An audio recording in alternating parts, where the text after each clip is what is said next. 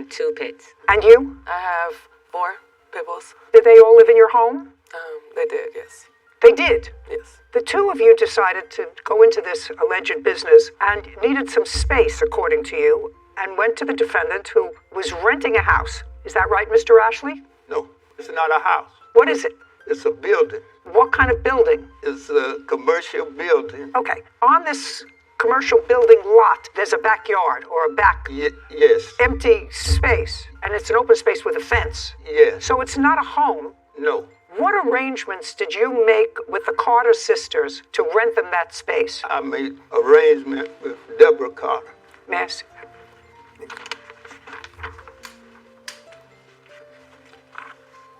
Deborah Carter. Correct. That's you. Yes. When for the first time did you meet Deborah? I think it was around the 4th of June. And she wanted to bring some dogs onto your property. Correct. How many dogs did she want to bring on your property? She didn't tell me. She told me she had a kennel. And when I got there, she had the dogs there in 2 cages. It was 7 dogs, 7 pit bulls. In cages? Yes, and they're there today. They're still there? Yes. May I see them, please? I don't have them, and I didn't know what to get together. Okay, I'd like to see what pictures you have, sir. This is the 30-day notice that I've given her, and those are the pictures where she damaged. Miss Carter, sometime after June of this year, did you place dogs in this fenced-in open space in cages? Yes. Loud, you hear the way I'm talking? Yes. And how many dogs did you place in the cages? At that time, it was 7. 7 adult dogs. No, there's 3 adults and 4 puppies so far. How old were the puppies? They were 6 months, 5 or 6 months. Who did the dogs belong to? Me. So all those dogs... Well... Let's get it right the first time. This is not going to get easier. This is going to get harder, Miss Carter. So the 7 dogs that you... Stop playing with your papers. The 7 dogs that you placed in the cages were your dogs. Mine's my sister's and another friend. How many were yours? You had 4 pit bulls. Mm-hmm. Were your 4 pit bulls there? Yes. Yes, that's a yes. So you're 4. Your sister has 2 pit bulls. Were her... Look at me. Your sister has 2 pit bulls. Were her 2 pit bulls there? Yes. So that's 6. And somebody else had 1. Mm-hmm.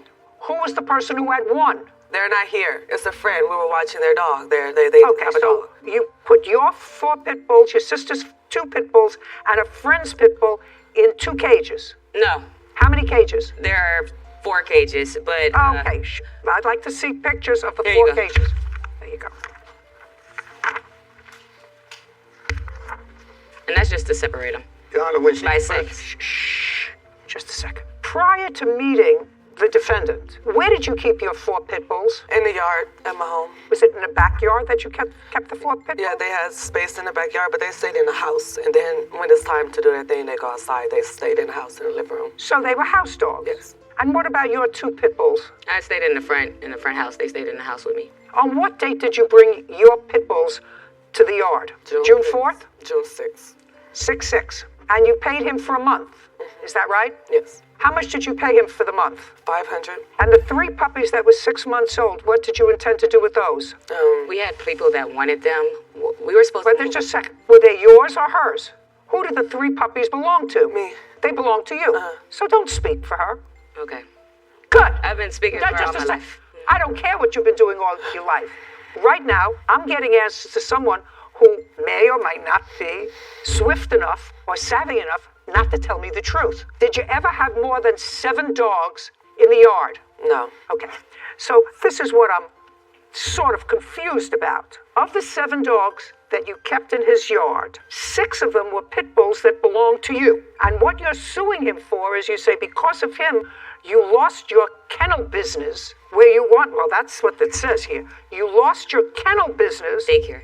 What? It's a a dog daycare. daycare. It's a daycare. There's no dog daycare. They were your dogs. No, we were supposed to be inside. We were only supposed to be outside for a week. The business is a business, like he said. It has a storefront. It has a middle section. The storefront is where we take the small dogs. When you come in, we'll greet you, assess it, bring in the small dogs. If you have bigger dogs, he has a middle section. We were supposed to split the building in half. And He never cleaned the inside of the building. We had to go in there, power wash it ourselves. We bought our own paint.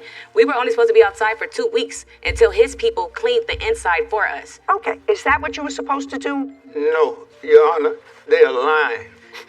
Okay. The building was a motorcycle shop. They ain't brought no paint. They ain't cleaned nothing in it. It's still not clean. Okay, And were they just a didn't second. have no money. Just a second. How much in total did they give you for rent? $500. Is that correct? For the first Just a month. second. Did you give them any more than $500? No.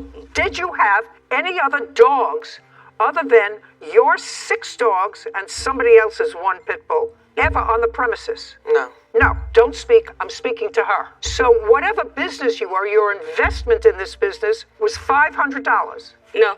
I worked for him May 25th to June 1st. I cleaned out 25 refrigerators. I don't care. That's not in here. That So I was don't- a pay. Yes, it is.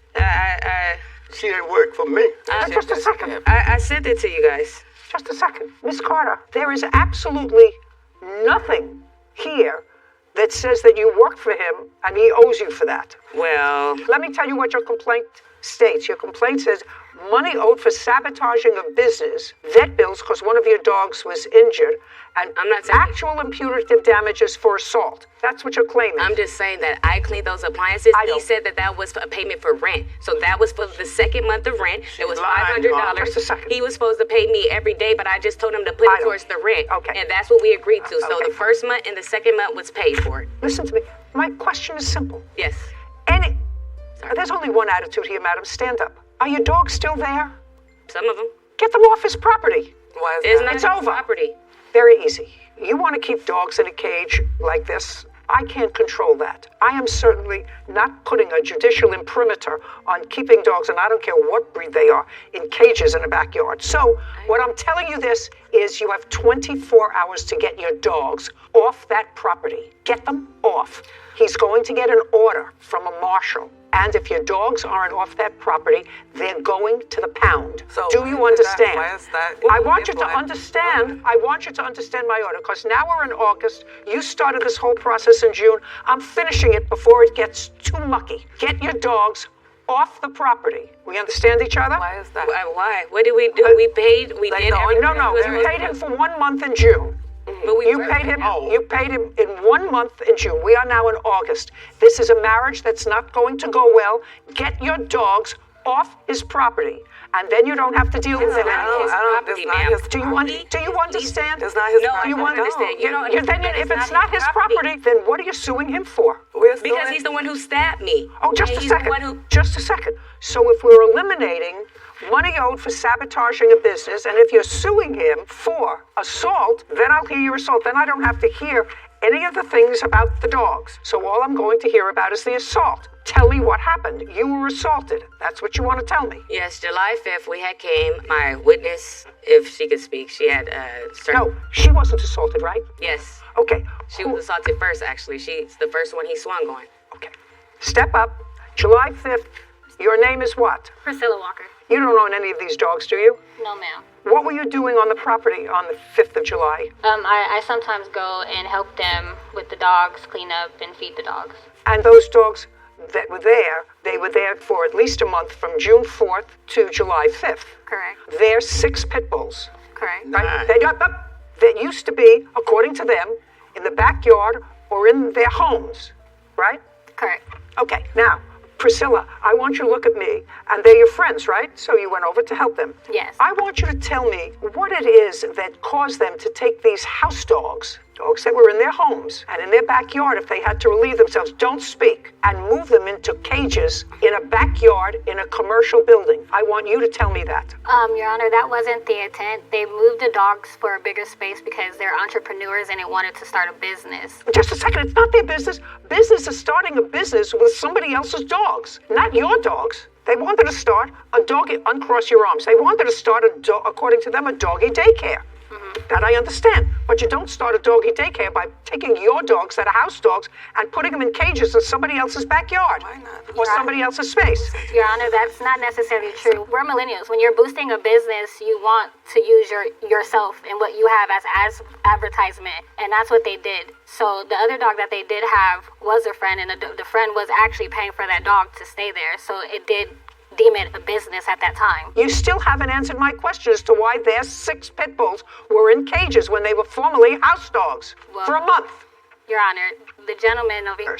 I would not take them and put them in cages in a back vacant lot in order to demonstrate that I had a business. My dogs slept in the house. They slept in the house. They didn't roam in like your little Shih Tzus. They didn't do that. Just a second, you told me that they stayed in your house. I said they slept in the house, in a cage, in an area. Yeah, well, that's exactly what I'm saying. I don't understand how you could take your pets. But they stayed outside. Because we were offering other things. We wanted to help. All right, let's get to the assault. I'm not interested in this. Now, Your Honor, I have the lease here. I'm paying the owner $4,000 a month. He lied to the loaner and said he wasn't going to do any subleasing. He subleased the only thing I'm interested in is the only thing I'm interested in is the assault. So, Priscilla, don't speak. The 3 of you went there for what purpose on July 5th? To feed and clean up after the dogs. Okay, and you had done that before? Yes. And when you got there on July 5th, was that over a holiday weekend? Yes, it was. It was a Tuesday. It was a Tuesday, so July 4th was on a Monday. Yeah. Had you spent the weekend with them? I was not speaking to you. Had you spent the weekend with them? Yeah. Okay, you say yes, she says no. I'm not asking you a question. Do you understand? So you spent July 4th. Go ahead. You spent July 4th with them. Is he the yes or no? No. When did you meet them on July 5th? Around the morning. Around what time? 11 You're asking me with a question. 11 a.m. I don't know if it was 11. I'm asking you. 11 a.m. Did you have a discussion with them? Regarding Regarding the dogs, what you were going to do that day? Of course, we always have discussions about what we're going to do. Okay. When you spoke to Deborah, did you ask her when she had last seen the dogs? No. No, you did not. Deborah, prior to July 5th, when had you last seen the dogs? July 4th. What time? It was about 5 o'clock. I was in there, cleaned them up. He came, locked me in for 4 hours. Okay. So on July 4th, you were in there feeding the dogs. Yeah. And July 5th, you went back in the morning again to feed the dogs. Is not an answer. Yeah. Now, tell me what happened when you got there on July 5th.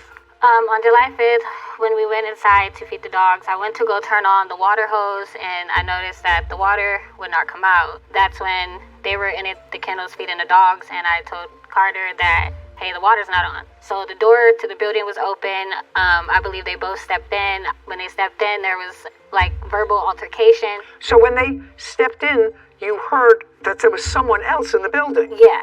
Okay, and that would have been you, sir? Yes. On the 5th? Yes, me and another friend of mine. Okay, and what were you doing in the building on July 5th? It was about 6 o'clock that evening. My friend came by the house. He's a general contractor, and I'm renovating the building to set it up for business. So I said, come on, let me take you up here and show you the building. I need your help. We get up there. I open the gate, go in, leave the gate unlocked, and we walk through the building. When I come around, they are in the building. All 3 of them or just one? All 3 of them. Had you turned the water off to the hose outside? No. Do I you used know? to water the dogs when they didn't come because they'd be barking. So, and the neighbors next door, I just moved in, Your Honor.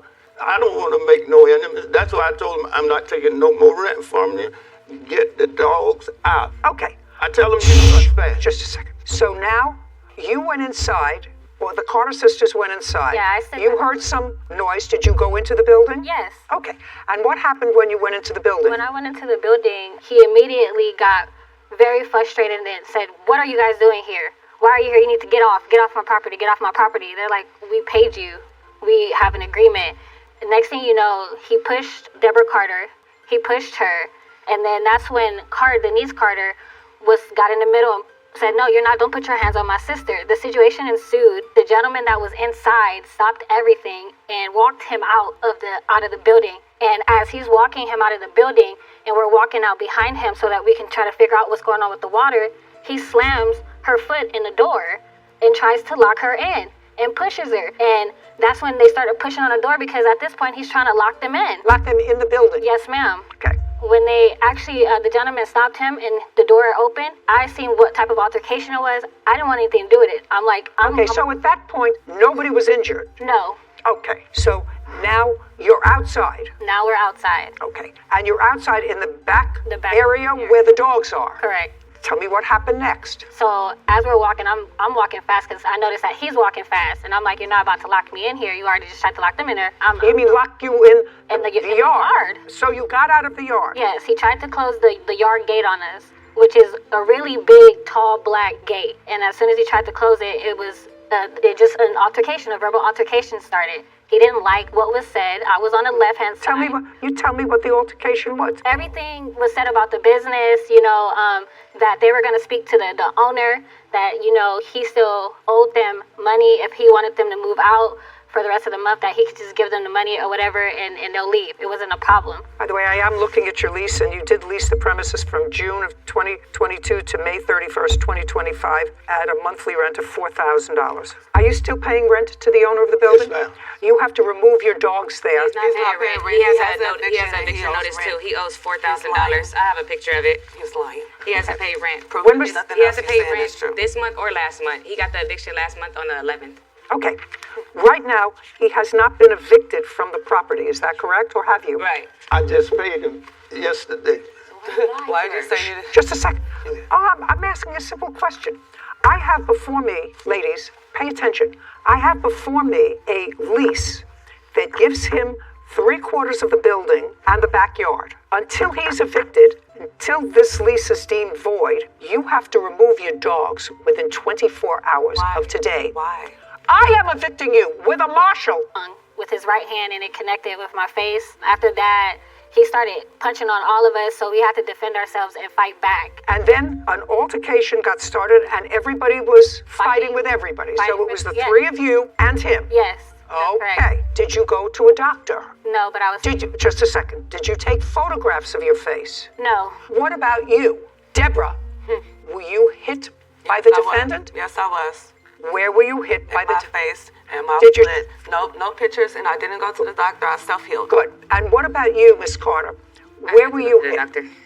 I had to go to the ER because I had to get stitches. I had 9 stitches. Okay. And- Well, tell me about the stitches. That's what I want to know. How did the cut that required the stitches take place? When he was attacking us, he was swinging on me, and he had a blade in his hand, and I thought he was punching me, but really when I was blocking myself, he was taking.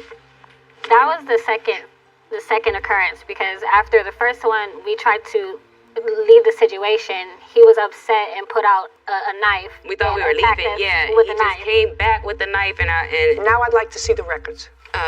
here's the knife records, and then here's the police records on when he was arrested, and that's just like my stitches and what doctor I went to and like my medication. Okay. Now I'm going to take a look. Okay, Mr. Ashley, the only thing that I actually want to know about from you is there's no question in my mind that the plaintiff did not cut herself. No question. I want to know how she got cut. I don't know, Your Honor. I didn't even have a wallet on me. I'm 75 years old. I wouldn't even argue with her. I went to the back door, the gate, and they had a trash can where they had propped it open. So I went to move the trash can, and that's when this one hit me and knocked me down. And when I was coming up, Deborah hit me in the head with a 2x4, and blood just went everywhere. Did you go to the doctor? Yes. I'd like to see your report. It's in the record. Your Honor, I have a video of what happened. I could just solve this right now. Oh, I'd like to see it. Okay. Do you have it through the assault? I'm just interested in the assault. It's just the assault. Just the assault. Yeah, it's just press I'd like play to right see it. here. Okay, if you press play, you'll see him slamming us out.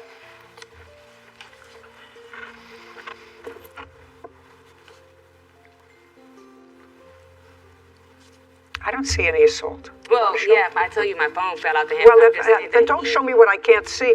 All I know is he has medical records that he received 5 staples in the top of his head on that date. And that's not something he did to himself. No. Get up, stand up. He Where did do you do think that. you are? You think he did that to himself? Yes, did you see He's- the tire behind him? He just fell over it. That's And exactly all what that wood happened. behind him, he He fell on that Shush, stuff. listen to me. Blunt head trauma.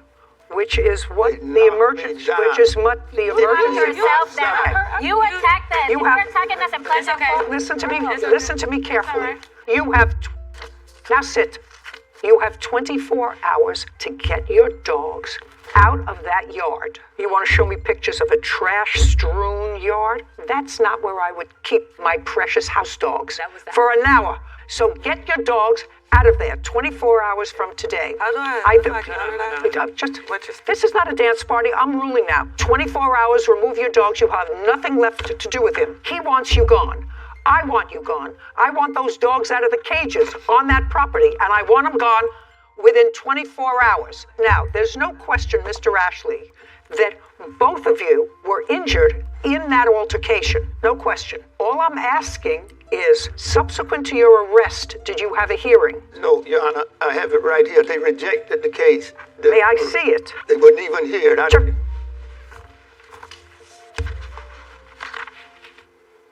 They rejected it. Did you have a hearing? They didn't tell me about anything. They didn't tell you about anything. Well, that's because they rejected the case. Okay, I'm telling you because I'm issuing an order. I'm giving it to you. You're the lawful tenant of the building. You can take it to a marshal, take it to the sheriff. Those dogs have to be out of there within 24 hours. We're done here. Court is adjourned. You know, it is what it is. I thought it was a good decision. It was the truth. He has no consequences. It just is the reason why you don't believe in the judicial system. I'm not going to be renting out to them no more, and I'm not going to rent to nobody. I think that it's so cruel to keep 7 dogs. It's small crates, day, night. Especially in a commercial building, open lot. People shouldn't have dogs that do that. There should be a license required to own a dog. Not necessarily to be a dog, but to own another living creature. I don't know what kind of mind would think that.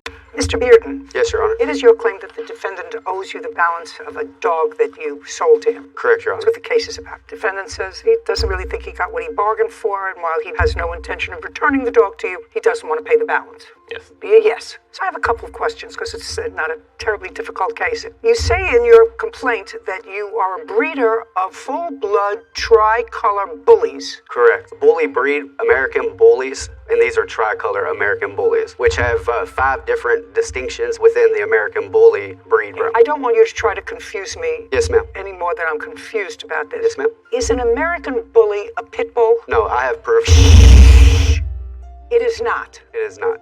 What is it a combination of? Yes, it is a combination of. Well, I know it's a combination of, but it's been recognized by the American Kennel Club as an independent breed of dog. But that is only recently. What is the American bully a combination of? Honestly, can I read what I have? No, if you say I don't, listen to me. yeah, I know it's I very, very don't know. hard for Yeah. men to say 3 words.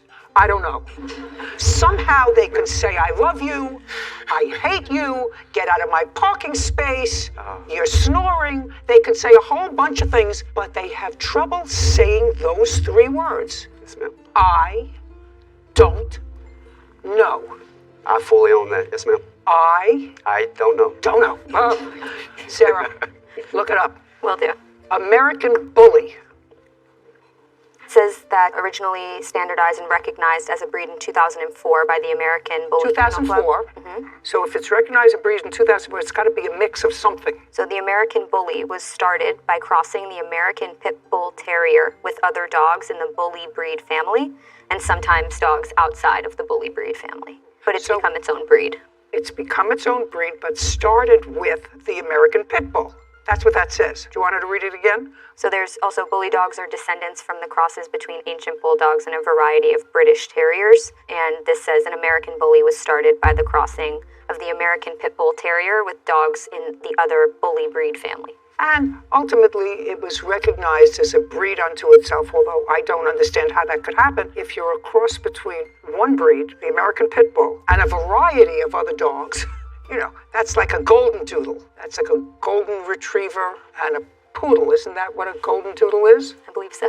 But it's not a breed unto itself. It's a cross between a couple of dogs, so it takes many years. And this sounds to me, at least, Mr. Bearden, as the bullies that you're describing that you breed, the genesis of that breed is an American Pit Bull with a variety of other things. It could be a boxer, It could also, like the father, it could be Rottweiler. Like the father of the puppies that he got, he has all the markings of a Rottweiler, but he has the head shape and body style that represents more of the pit bull style. So that's information that I am now at least a little armed with. So now I'm going to come back to you. You're the breeder. And you said the puppies, that the litter that you sold to Tim, one of the puppies, has Rottweiler in it. No, I'm not saying that it has Rottweiler. I'm saying that the physical representation of it, the markings, the brown over the eyes, the brown hair, that's what the dad looks like. The puppies don't look like that. Just a second. So you bred the dogs. What breed is the father? The father is American Bully. He's considered an XL American Bully. The father is an American Bully. In the father's history, it appears, based upon the look of the dog, is this what I'm understanding? Yes. It's a Rottweiler. In the history of the dog, Yeah, it could possibly, yes. That's why he looks like that now, It yes. could possibly be a gerbil. But a gerbil doesn't have distinctive markings. What you're telling me is the dog has the distinctive markings of a Rottweiler, but the body of a pit bull. Yes, Your Honor. Oh, what a combo. He's beautiful. He's a beautiful dog. They're beautiful dogs. Both of those dogs, by the way, will not be covered by most insurance policies. Pit bulls and Rottweilers. You do know that? Yes. Say yes, loud. Yes, so we yes, I can know hear that, you. yes. Okay. Did you know that? I did not. Well, it's interesting. Do you own your own home? Yeah. Yes is an answer. Yes. Do you have homeowners insurance? Yes. In your application for homeowners insurance, they would ask you what kind of dog you have, if you have any. Do you remember that? Yes. Did you write down what kind of a dog you had? I didn't have a dog at the time. I want you to read over your homeowner's policy, wherever you live. Who are you covered by? Not exactly sure. What do you mean not certain? You don't know who your homeowner's policy is with? It's all in the bill. What? It's all paid for. One yearly fee. You mean for your car, for your home, Yes. everything else? I would check, sir. If you own your own home, did you have a lot invested in your home? Yes. I would take a look, because many insurance companies now will not insure or charge an extra premium, if they would insure, homes that have, as part of their household, certain breeds of dogs. I am telling you, and he knows it, that pit bulls and Rottweilers are in that group. Yep. So if something happens and your dog bites somebody and they will sue you, and you'll say, well, I have homeowners insurance, your policy might just disclaim. That's why I didn't want a pit bull. What do you think you got? A pit bull. You got an American Bully, and it's not so hard to look up. You do have a tablet or something? A bully, when you look it up, it actually is American Bulldog and a Stanford Terrier. It's Well, not. an American Bulldog and a Staffordshire Terrier. You know what the Staffordshire Terrier is. Yeah. What is it? I mean, it's pit bull. Right, that's what it is.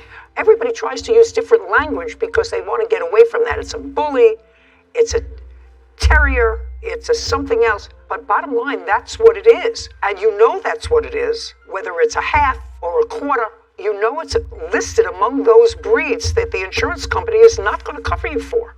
And you have knowledge of that. You got to be careful. So it was your understanding that you were purchasing from the plaintiff a what? A full 100% bully. There's no 100% bully. There is no 100% bully. You just told me a bully is a mix between a... After so long, it's considered a full bully. That's from my understanding. That's not what that said. Mr. Thompson purchased this puppy from you. Yes, Your Honor. On April 28th, the defendant reached out to me. He was stating his name. Sorry. He was stated his name, and that his daughter was playing with the puppy of a friend of his, and that friend of his had bought one of the puppies from my litter. She fell in love with the dog. She loved it. He wanted to come by and possibly get another puppy. How old's your daughter? 7.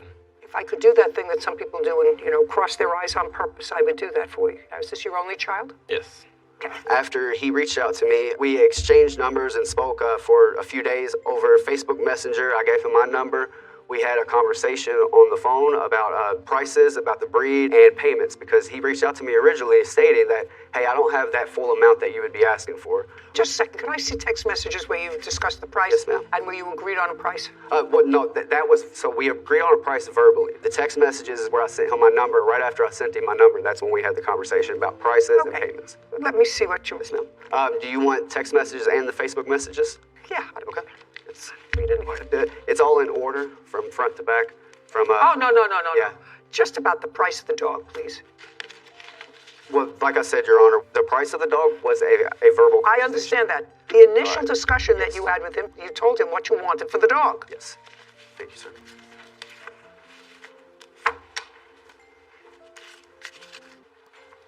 Mrs. Thompson, and you wrote, I told him I would even take the runt if you're willing to help me get a puppy for my daughter, right? Okay. How old was the puppy when the puppy was delivered to Mr. Thompson? They were right at 2 months and 2 weeks, I believe. So about 10 weeks old. Yeah, they were born February 20th. This was May 1st when they were. Do you have a contract with him other than over the phone? When he came there that morning. It's just that's either a yes or a no. No. You do not have a written contract. The only contract that we have is of him giving me his ID, letting me take a picture of it because I didn't have any printer ink at the time. You don't have a contract with him. No. Are you a married guy? No, Your Honor. Yeah. You know, how did I know that? Because you talk a lot. Most married guys don't talk so much. They answer 2 or 3 words, and that's it. Do you live alone? Yes, it's just me and my son. How old is your son? He's 12. And how many of these dogs do you have roaming around? I have 2. Okay. Mr. Thompson, the plaintiff delivered the dog to you. You had no written contract with him. You just agreed to take the dog at a certain price, correct? Correct. He agreed to sell you the dog, and you discussed he got this much with papers, this much without, but he was willing to work with you without papers, correct? Yes, correct. So you were getting a dog without AKC papers for how much? $500. $500. $100 down. Just a sec. What? $100 down and then $100 every 2 weeks until it's paid off. So you gave him the $100? Yes. And then you never paid him any more? Well, before the next payment was even there, I questioned him about being a full bully. But everybody kept telling me it wasn't a full bully because I have multiple friends that... Don't tell me what your friends told you. Don't tell me what they did. Don't tell me what they said. He told you that he was selling you an American bully. Yep.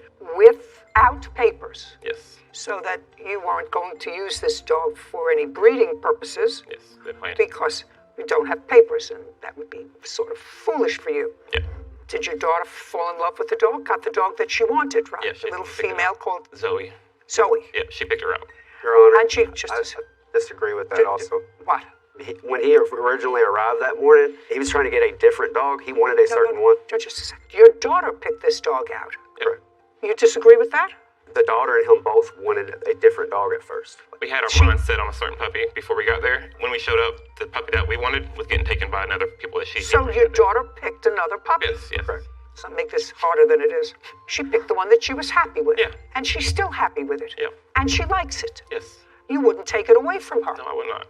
You wouldn't give it back to him. No, I would not. Then you have to pay for it. Why would have? What is so hard about that? Well, he lied about the shots and everything we proved for the first Just a time. second. You have a contract. That's if you're going to pay. He says $750. You say $500. Whether it's $750 or $500, what you're supposed to have if you're a breeder is a written contract. If that's what you do, you have a written contract. I always have a contract when I buy puppies. The breeders, reputable breeders, demand it. They say that they guarantee the health of the puppy for a certain period of time. You can take the dog to have it checked by a vet within a certain period of time. It says whether the puppy had its first shots or second shots or had no shots. It says all that. That's it. Other than that, I don't remember what these contracts said, but I bought many, and they are pretty much standard. You bought a dog for either $750 or $500 that you didn't pay for, and now you have a bunch of excuses. Did you take the dog to a vet Yes. and have the dog tested as to its heritage? I have not. Well, then you can't tell me what your friend said to you. Whether your friend said that looks like, it doesn't look like, I don't know what it looks like. That's not relevant. If he's saying to you, this is an American bully, and you've had the dog professionally tested, the DNA of that dog tested, and it turns out that it's a cacophony of things, which clearly it is because it's a mix of things. What do you have to pay for the dog? You ate the steak. You don't want to give it back. The only question is, how much did you make an arrangement to pay? You say it was $750. Yes, Your Honor. Do you have any paperwork to show that? I do not, Your Honor. Like I said, when he left, I have them contracts. I didn't have any more printer ink. He had to leave and be somewhere else. That's when I asked to go ahead and take a picture of his ID, and I plan to get the contract at a later Mr. date. Thompson, Yes. was he originally asking for $1,000 for the dog? So he never originally asked me for $1,000? No. But is that what your friend paid for his dog? I don't know what my friend paid for Well- the dog, but I know that he was having trouble selling him, so he marked down the price. I have a Facebook post where he actually, on his own Facebook, before I even... Oh, do you have what? I don't have it printed out. I have it on my phone. I'm willing to... Oh, yeah, I'd like to see it. Does it list a price on it? It's don't have a price. It just talks about where he's willing to sell them and work with people on deals and stuff because he couldn't sell them this before I even before I ever met the guy. Okay, well, so do you acknowledge that you posted that, sir? That you were willing to make deals with people arrived at? We arrived at $750, and When we spoke, he told me that he would give me $100 every week. And also in our text messages, it also states where he mentioned if his taxes came, he would pay me in full. Okay, but you talked about pay $100 every week. Yes, Your Honor. In my messages, there's a few times where I reference $500, and he never says, well, it's $750, not $500. Okay, can I see those? Yeah. I'd like to see them. In that message. No, And we also talked. just give me the message. Okay. Here's the one that states 500 right here. Yeah, I believe that the price you negotiated was $500 because the only one of the litigants that has any messages, that has any number in it, is the defendant, who talks, at least on 2 occasions, of the fact that he doesn't want to pay $500 for a mixed breed dog. And there's nothing in it that says, sir, it wasn't $500, it was $750. You gave me $100, so you still owe me $650. That's what the response should have been, and you didn't do that, sir. So I would have had no problem paying him $500 if it was a full bully. No problem at all. you're going to pay him the balance of $400 now because you have the dog. Okay. Do you understand? A bully isn't a full-bred dog. A bully has a lot of other things in it. Do you understand? Well, and you want to keep the dog. No, I wanted to bring the dog back. He said I could bring the dog back, and then he wrote back and said, okay, I could bring it back. I just asked you a question. You want me to have her read it back to me? You just said... I don't want to bring the dog back now. Well, now is what we're talking about. Now is where we are. It's 4 or 5 months now. My daughter's fell in love, but the first 10 days, I did have to bring it back. He said, okay. Right now, we're not in the first 10 days. Right now, we're here. I asked you a question. Do you want to give him the dog back? If that's what it takes, yes. You ready to take the dog back? I do not. Once we sold the animal, Well, if he says that there is no proof that this litter was a full-blooded American bully, and you have the American Kennel Club records that show that it is, that because you must have registered the litter. That's what happens, Mr. Bearden, when you have a full-blooded dog. You register the litter, and then if you're selling it with papers, the new owner will register the dog with the AKC in their name. So all you have to do now is show me the registration for that litter. No, that's either a show me or I don't have it. I do not have that, Your Honor.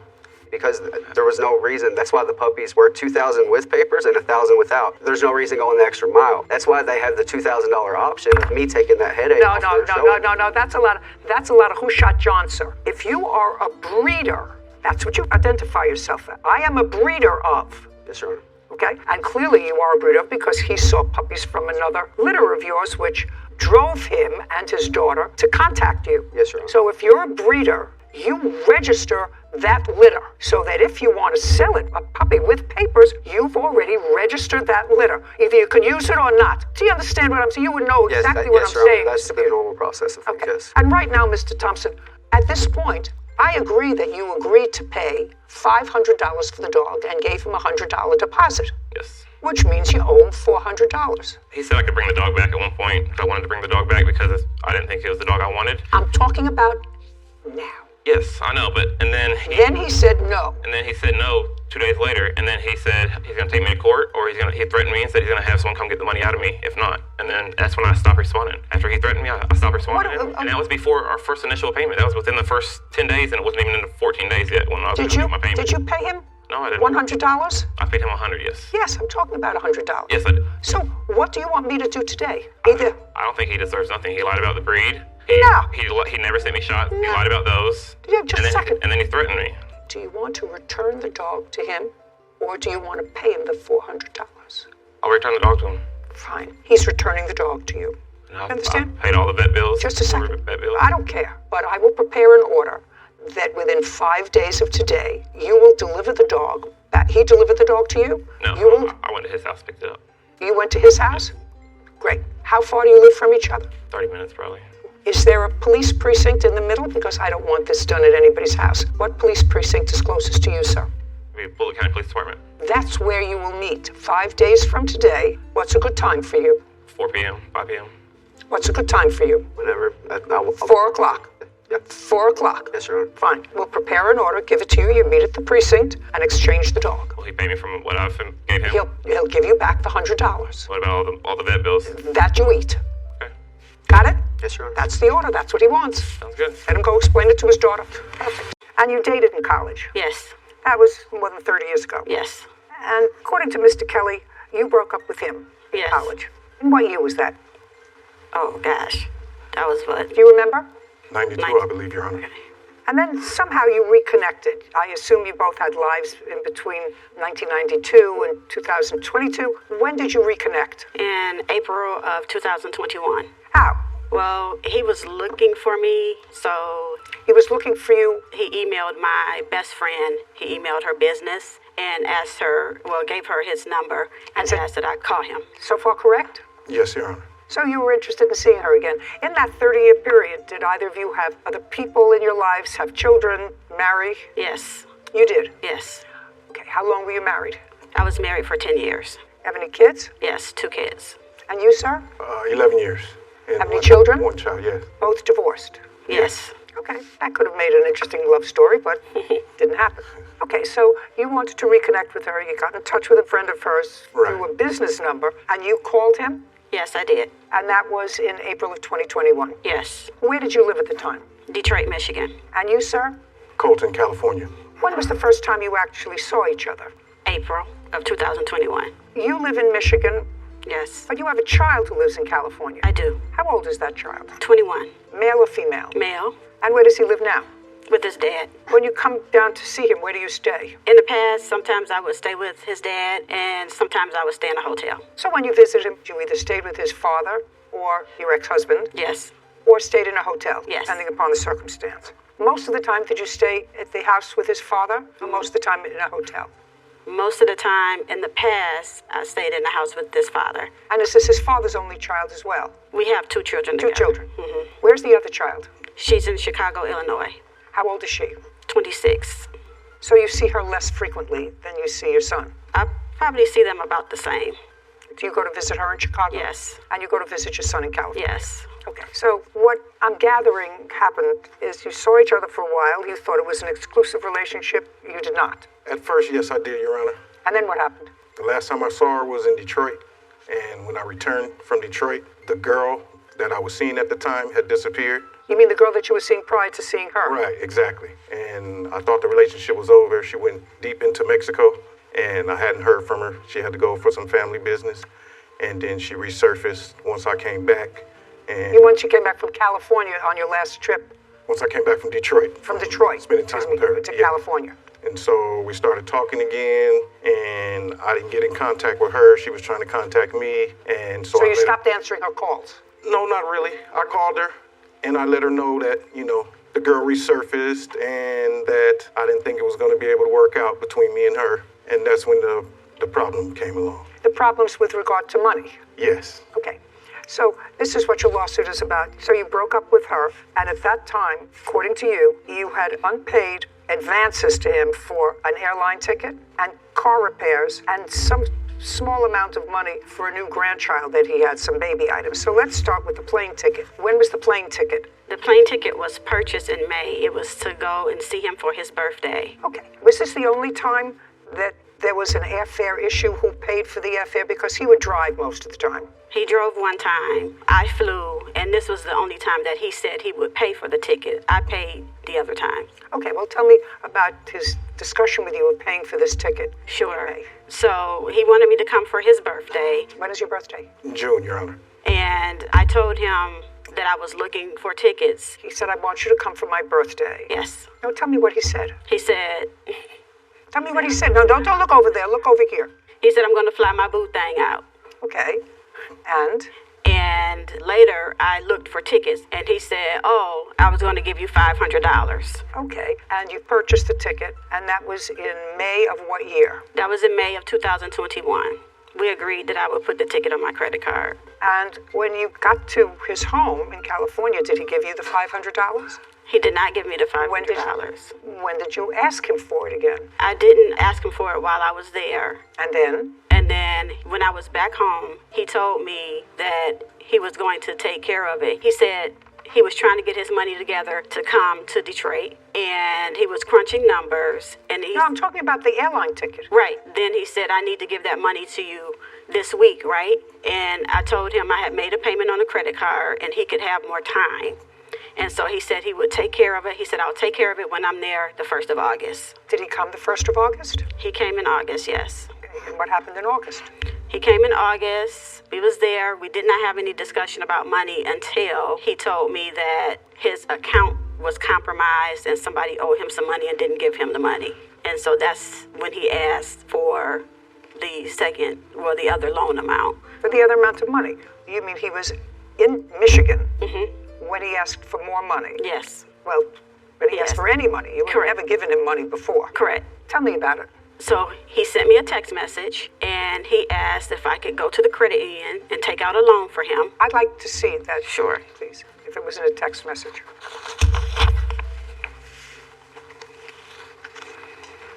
Thank you.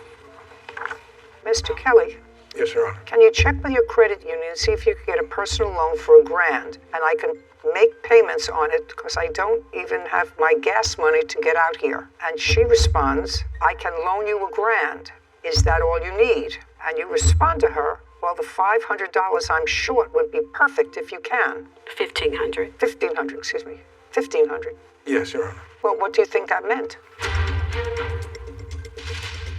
Hey, baby, you think you can make that loan and even $2,000? No, I'm saying the money wasn't a problem until I dumped her. I don't care if it was a problem or not. You said it was a loan. Exactly. Drove it out there to see her. No, it's not what this says at all. Well, a couple days. Sure. That's not what this says at all. It says I'm in a hole. Can you go and get money from the credit union? Can you get $1,000?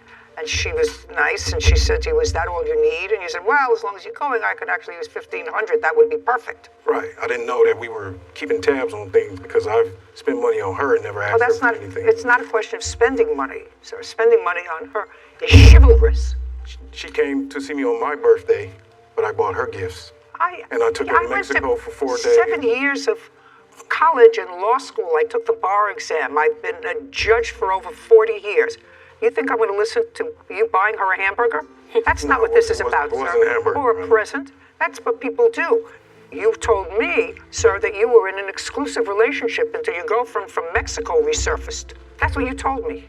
So buying each other presents is not an issue. Did you tell her? The plane tickets. I went to see her in college, and I didn't try to charge her for the plane ticket. She came to see me, and we never had that issue. Are you talking about when you were in college? No, I'm talking about the plane tickets. We never had an issue with me having to pay a plane ticket for her to come to see me.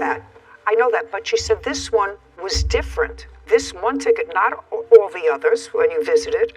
This one ticket, you said you wanted her to come for your birthday, and you said you would pay for the ticket. She wanted to come, Your Honor. It wasn't just She said you said to her, I want you to come for my birthday. I'll pay for the ticket. Because she had the time and she could go at any time that she wanted to. She was planning to come out here anyway because her son was here. I understand you tell me that now. Did you ask her to come out for your birthday, is my question.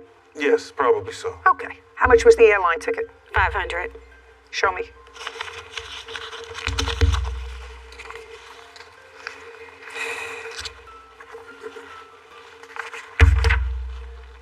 $446.80.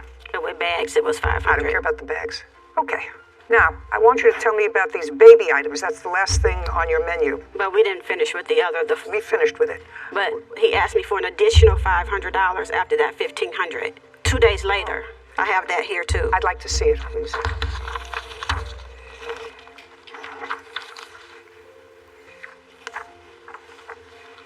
On Friday, August 20th, said, hey, baby, I had a question. Do you think you can make that loan and even $2,000? Because I need to get a few things done on the car. And she says, yes, but I can't get to the bank today. I can hit the ATM on my way home. Okay, that's fine. Right. What was that? And there was never nothing said about a time limit or nothing until I got back. Hey, baby, you think you can make that loan and even $2,000? No, I'm saying the money wasn't a problem until I dumped her. I don't care if it was a problem or not. You said it was a loan. Exactly. And when I told her I'd pay her back, she didn't hear from me, so then now we're here. I don't know what you're talking about. That's a lot of mumbo-jumbo gibberish. Okay, $24.46.88. Now tell me about the baby items. So he asked me... When? Text message, that was... When? In July 8th, I'm sorry. So this was before you loaned him the other money? Yeah. Okay, so in July... He asked me, did I have Cash App? And I told him... I did, because I thought, and I gave him my Cash App handle because I thought he was trying to pay me the airline ticket. But he said, no, the problem was that he didn't have Cash App, and he was trying to get his son's baby's mother some money and wanted to know if I could send it for him because I had Cash App. How much money did he need for his son's There were two girlfriend? occasions. One was $60 and one was $50. Do you recall that, Mr. Kelly? I don't recall her not getting the money for that. I didn't do it because he wasn't in the area where I could give it to him, and I didn't have Cash App.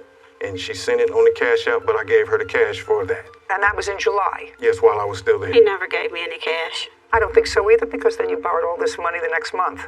He also asked for a Western Union. $25.56. Just for my own curiosity, sir, are you still with the girlfriend who disappeared to Mexico? Yes. Yes, you live together? No. Okay, well, it wasn't the ending that perhaps you all envisioned, but you borrowed this money from her, sir, and you have to return it.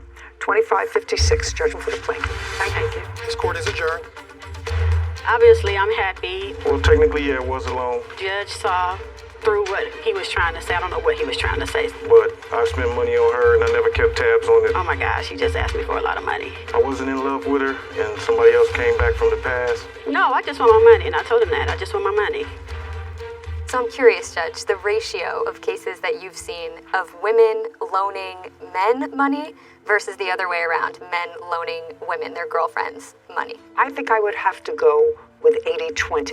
I would agree. This woman has somebody who's reasonable. He, on the other hand, she was okay until his girlfriend from Mexico resurfaced, and he broke up with her. I think he probably was hurt all the years from college that she broke up with him, because he talks about it in his answer. But women really have to be smarter. Invested in yourself would be my best advice for women. Yeah, that's absolutely true. Invest in yourself. Case number 2045, Vervick versus Baez. All parties, please step forward.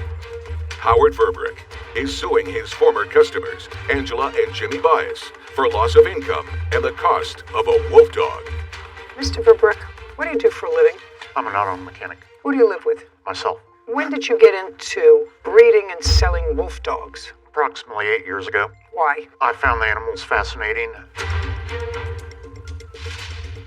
Why would any normal person want to own with 219 breeds? Discussions with them, was that price ever modified? Yes, it was. To what? Angela thought that the $800 was a little expensive, and How much had they paid for the first dog? $500. Okay. The reasoning being they helped me sell. No, just years before, they had paid $500. You were asking $800 for this male. It was $800 back then also. Under the circumstances, if they helped me sell animals, then I would give them a deal. Did they do that for you the first time that Yes, they? ma'am. So the first time that they bought a puppy from you, they paid $500 and assisted you in finding owners for other puppies. Correct. Is that correct? Yes. Second time, you asked for $800. Yes, And then did you make the same deal with them? I did. How many puppies did you have? At the time, I had 6. Did they come over and see the puppies? No. Isn't that usual to come over and pick one, unless you only had one male? Sometimes. I've sold other people animals throughout the United States by pictures only and updated photographs.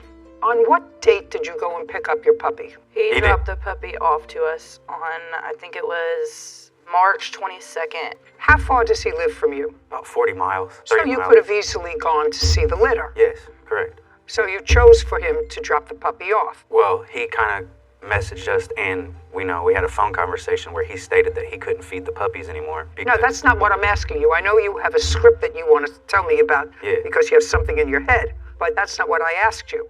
What I asked you was you could have gone to look at the litter of puppies and picked out which one you wanted. Correct. You chose to have him deliver it to you. Yes. That was my question. He delivered to you a male puppy. How old was the puppy you delivered to them? Approximately 9.5 weeks. I don't know if that's an appropriate time for wolf dog puppies, but 10 weeks is a reasonable time to separate puppies from the litter and their mother. I know that that's not what I went to law school for, but you require a certain amount of nonsense information over the course of a lifetime. Anyway, did they pay you for that dog? No. What was the arrangement? According to Angela, I got 3 different amounts. She was going to give me a $100 deposit and $100 a week, a $150 deposit, then $100 a week, and a $200 deposit and $100 a week. I got nothing. At what purchase price? She was thinking the $500 when I was asking the $800. That's not what I said. Did you ultimately make an arrangement with her for $500 if she helped you find other pet owners? Okay, let's be direct. So you agreed to make them the same deal with this dog as you made with the last. Correct. Which is, I'll give you, if you help find other potential prospects for the other puppies. Correct. So purchase price was $500, and they did find you other people for the puppies. One, yes. Well, they found one. Wasn't specified. They found one. And did you place that puppy? Yes. This is what your lawsuit is about. You say that she didn't pay you any money, and the people who you placed the other dog with did not finish paying you. Correct. Well, they're not responsible for that person. They're not responsible for that person unless you gave them the dog in order to collect the money. Or did you drop the puppy off? I dropped the puppy off at their house. Then that's your problem. Okay. So then what we're dealing is the $500 that you claim they owe you for the dog. Oh, plus potential loss of income. Oh, no, yeah. That'd be ridiculous. Okay, $500. Let me hear your excuse. I think that the dog has been abused, and I have video proving. And? The male won't ever come around. Just a second. And? The male does not like males. What he'll do is he will cower at the sight of any male. He's very aggressive when he goes to take food from you. He was 10 and a half weeks old. We've had him for 8 months now, and we still can't touch him. But you got him and he was 9 and a half weeks old. And he's still the same. You got him when he was 9 and a half weeks old. So that's not a reason not to pay for him. You still have him. He needs proper care, and we don't feel like we should pay anything. No. Not with what we have to deal with the dog emotionally and everything else. Well, unfortunately, the law does not agree with you. You agreed to pay him $500 for a dog. You have the dog, and you have to pay him the $500 for the dog. That's it. It's an easy case. That was your contract. You didn't make a contract with him for a dog that had a nice disposition. Just pay careful attention. If you want a dog that guarantees you practically a nice disposition, buy a golden doodle, not a wolf. Buy a golden doodle. Gotcha. Buy a Shih Tzu. You want a big dog? What's another big dog? Golden Retriever. Buy a golden retriever. But if you people are odd enough to think that wolf dogs make good pets, not knowing, because I did a little investigation into wolf dogs, are wolf dogs good pets? Because I get my cases early, and I say, why would any normal person want to own with 219 breeds or more in this country, in the world of dogs? Why would you take a dog that is in part, and you don't know what part, wild wolf? Why would you do that? If your animal is aggressive, go look at its history. Because sometimes they'll grow up to be friendly, nice dogs, like the first one you had. First one I have is very well with our kids. You know, this one, I'm going back to my wolf roots. Well, so it's judgment for the plaintiff in the amount of $500. Your counterclaim's dismissed. We're done. Thank you. This court is adjourned. We more or less rescued this dog. The dog had no issues before. He cowers down to any sight of a male. That's just a totally false statement. It's to the point where he's got to get a trainer. I hope that it is taken care of, and if they don't want the animal, I'd be glad to take it back and care for it. We're going to work with him. Yeah, we're not going to let him go.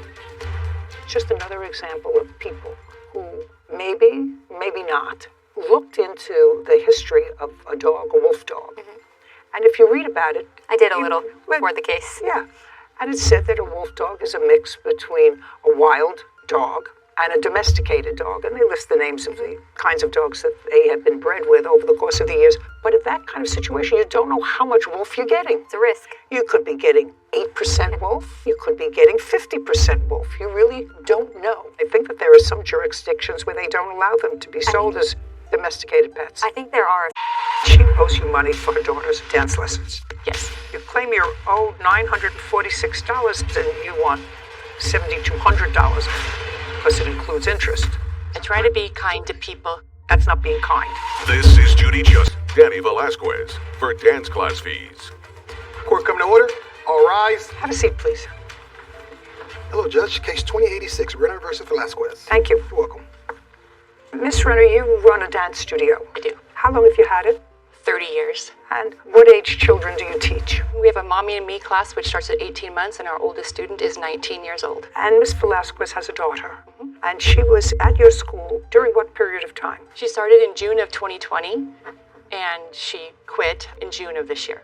Your lawsuit is simple. You claim that Miss Velasquez owes you money for her daughter's dance lessons. Yes. The defendant actually disavows owing you any money. She said that you actually behaved in a mean-spirited way in not allowing her daughter to finish her recital. So I'm trying to think back to my days when I was 6 and 7. And if I remember correctly, the name of the school that I went to, and I know that this is not something that everybody is breathless to hear about, but I haven't had one of these cases, and I was thinking back to Miss Nottage, who had a dancing school in her home on Parkside Avenue in Brooklyn. And I do remember that you took classes I took toe, tap, ballet, and acrobatics, which was not my strong suit.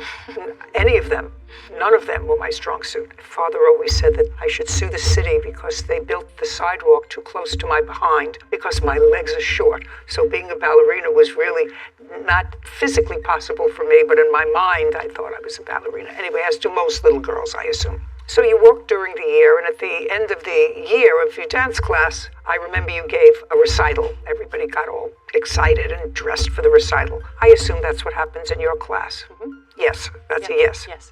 Did you have a contract with Miss Velasquez? I have a registration form which acknowledges receipt of studio policies. Well, policies is not a contract, but I'll take a look at it anyway. The question is, do you have a signed contract with her? No.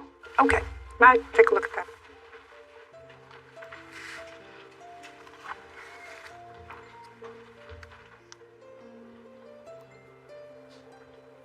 According to these policies, which are not a written contract because she has not signed this document in particular, you say you acknowledge receipt of it. What it mostly is tell them what the instructions are and give you a release of liability. It does indicate here that full tuition is due on the first class of each month. And how much was the tuition for Miss Velasquez's daughter? From January through June, it was $170 a month. And then from September through December, it was $165 a month. Okay, so around $170 a month. And I assume she was current on her tuition in 2020. And in 2020, did Miss Velasquez make her payments on the first of each month? Well, I can't say it exactly on the first, but yes, it was always current, which is why... That's not what I asked you. Was it made pursuant to your policies here on the first of each month? I don't know. I don't remember specifically. What about in 2021? Were her payments made on the first of each month? No. When did she stop making payments in 2021 on the first of each month? Well, I have emailed spreadsheets here, and so starting in December, she asked me if she could make small payments, increments throughout the month because she was a single mother and wasn't able to make the full payment on the first. So you said yes, that she could make payments incrementally. Mm-hmm. And do you have that same arrangement with some other parents? I do. How many other parents do you have that arrangement with? Well, anybody who asks in... How many? You run the school. 5. How many students do you have? 5. Okay. So you have that arrangement with this mother plus 5? Mm-hmm. And that is inconsistent with your policies. Yes. That would be a yes. Now, tell me what happened, Miss Velasquez, that caused you to fall behind in your payments. You acknowledge you fell behind in your payments. Yes, I do. When did you fall behind in your payments? I asked Miss Renner if I could start making payments in September of 2021, which I have written as well, if you would like to see that. And in October, I didn't pay anything because my father passed away. And I explained that to her, and then I made up for it in November through payments, and I just continued to pay as I could with being a single mom. Well, that's not a reason to not pay her, being a single mom as you could. You understand that? Yeah, absolutely. Okay, so I'm sure you're doing the best you can. You're trying to give your little girl, how old is she? 9. 9. Trying to give her the best possible experience. It's all wonderful, but this is her business. And if you owe her money, then you owe her money. Mm-hmm. Since the policies are honored and sometimes not, there is one part of your policy, even though that this isn't a contract, that I actually find ridiculous, because in your lawsuit, you claim you're owed $946 and $7,169.76 interest. That's not happening. And it's not happening. You gave me an easy out because you really don't enforce your own policies. Sometimes I try to be kind to people. And I try to be kind too. Being kind is not suing somebody for $900 and suing them for $9,000. That's not being kind. Because, there's no question that you agree that you owe some money. Yeah. Okay? But it's an unconscionable, even if there was a contract for it, I would probably find it an unconscionable piece for somebody who owes you less than $1,000 and you want $7,200 because it includes interest. I find that ridiculous. How many students were in Miss Velasquez's class? Approximately 18. When you say approximately 18, the number varied based on what? Well, my memory. It was either 18 or 19 children. I don't remember how many. That's a very large class. Are you the sole teacher? Well, I do the ballet, and I have a teacher who teaches the jazz class. Your daughter takes ballet or jazz, or both? Yeah. Your daughter stopped going to school when? May 17th. Tell me the circumstances. That was when I got a ledger from the studio that said that I owed $965.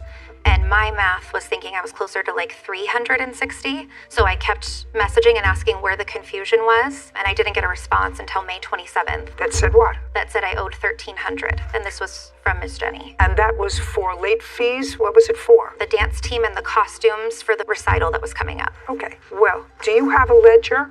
And I'd like to see your ledger. So far, I have, according to you, what you owe, because you did a breakdown of what you owe. It is your claim that you owe $846, correct? Yep. And she says you owe $946. That's without the interest and the late fees. Yeah. So you are actually, based upon raw numbers, $100 apart. I have an email from her stating that she owes $947. I'd like to see it, please.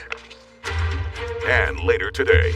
Do you keep a certain amount of clothes at Miss Barnes' apartment? No, Your Honor, they're usually in my truck. So you stay with your mom? Yeah, that's my primary residence. Like it's maybe two days out of a week.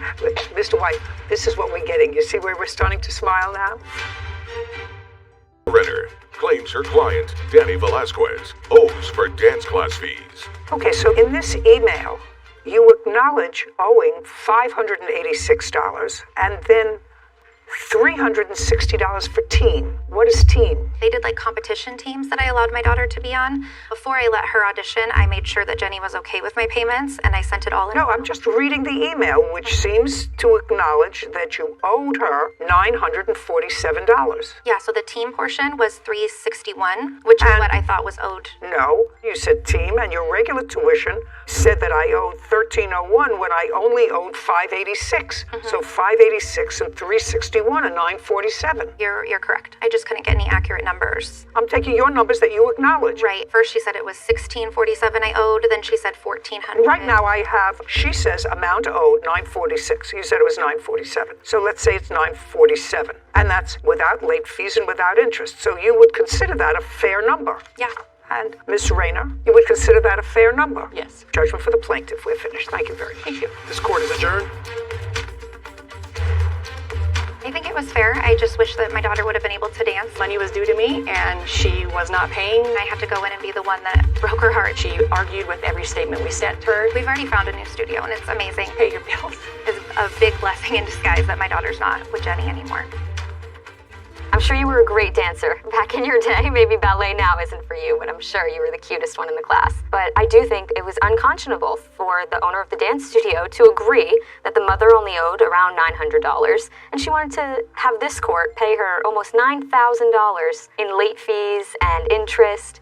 I mean, I think just unconscionable. It was a good shot. You know, usually when you do a contract, a formal contract, contracts usually say if any part of this contract is found to be either unconscionable or illegal, the remainder of the contract remains in full force and effect.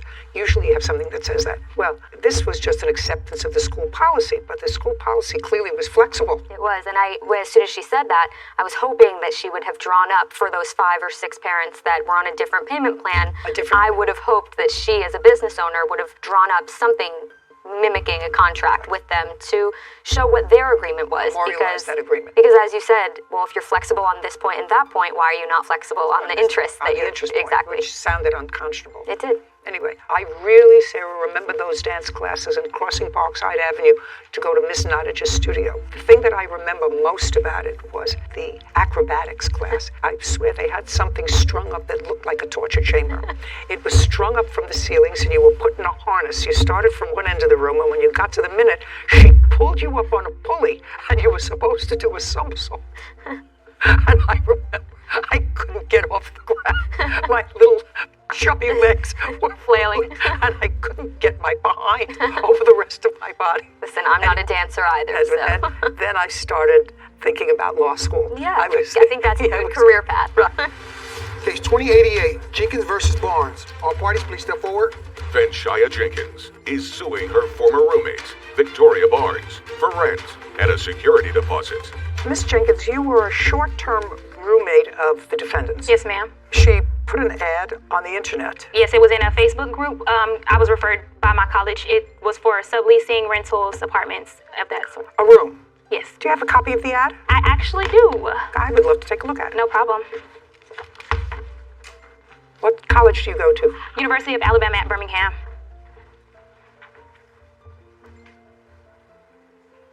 Miss Barnes, you were pretty specific in this. This is average about $800 a month. Utilities included, unfurnished, looking for a female roommate, sublease, personal bedroom and bathroom, pool, tennis, laundry site. Must be willing to complete a background check. Yes. Okay.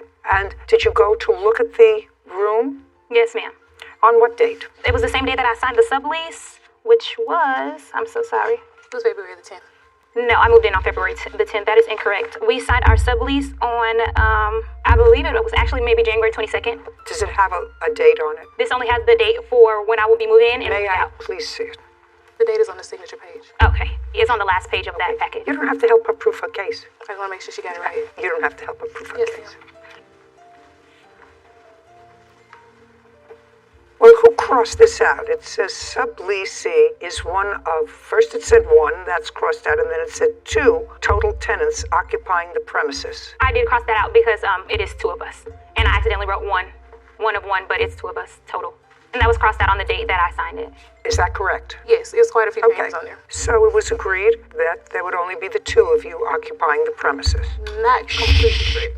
That's what it says, that there would be 2 people Yes, ma'am. occupying the premises. Am I correct? In the initial agreement, I made it clear that...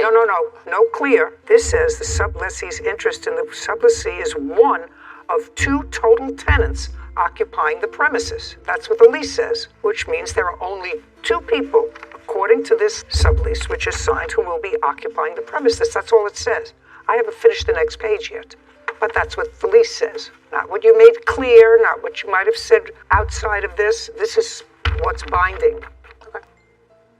And this indicates that the subleasee, that's you, Yes, ma'am. does not need to obtain her permission. Not at all. Overnight guests, which would make sense that she doesn't need your permission to have overnight guests. Yes, ma'am. Okay. This is what your case is about. Now I've read this agreement. You moved in February 10th? Yes, ma'am. And started to have difficulty because Miss Barnes has a boyfriend. That would be you. Yes, ma'am. And he was there a lot. No, that was not a problem.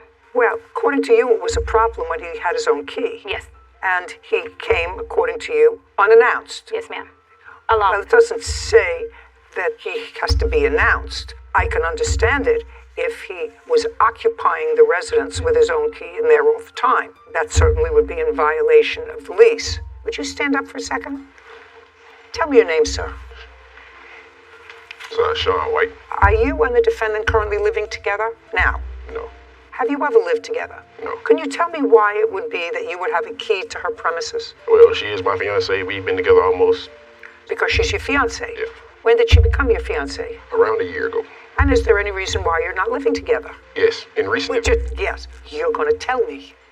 Yes, ma'am. I'll tell you. In recent events, I just lost my father, and I'm trying to launch my trucking company and get that off the ground. So it's just wouldn't be the best thing right now. How far is your residence from your fiancé's? About an hour and a half. And her residence from your business? I'm a truck driver, so I'm always mobile. But where I load at, she's usually close to it. And that's when you stay at the house? Yeah. And how many times a week do you load your truck? Close to her, maybe 2 or 3 times. 2 or 3 times a week? Yeah. So that means that you're spending either 2 or 3 nights a week at her house? Yes. Yes. And that's been going on for how long, sir? Just this year. So far, we're doing fine. You see, I don't yell unless someone provokes me. He seems like a very nice man. Nothing that frightens me, right?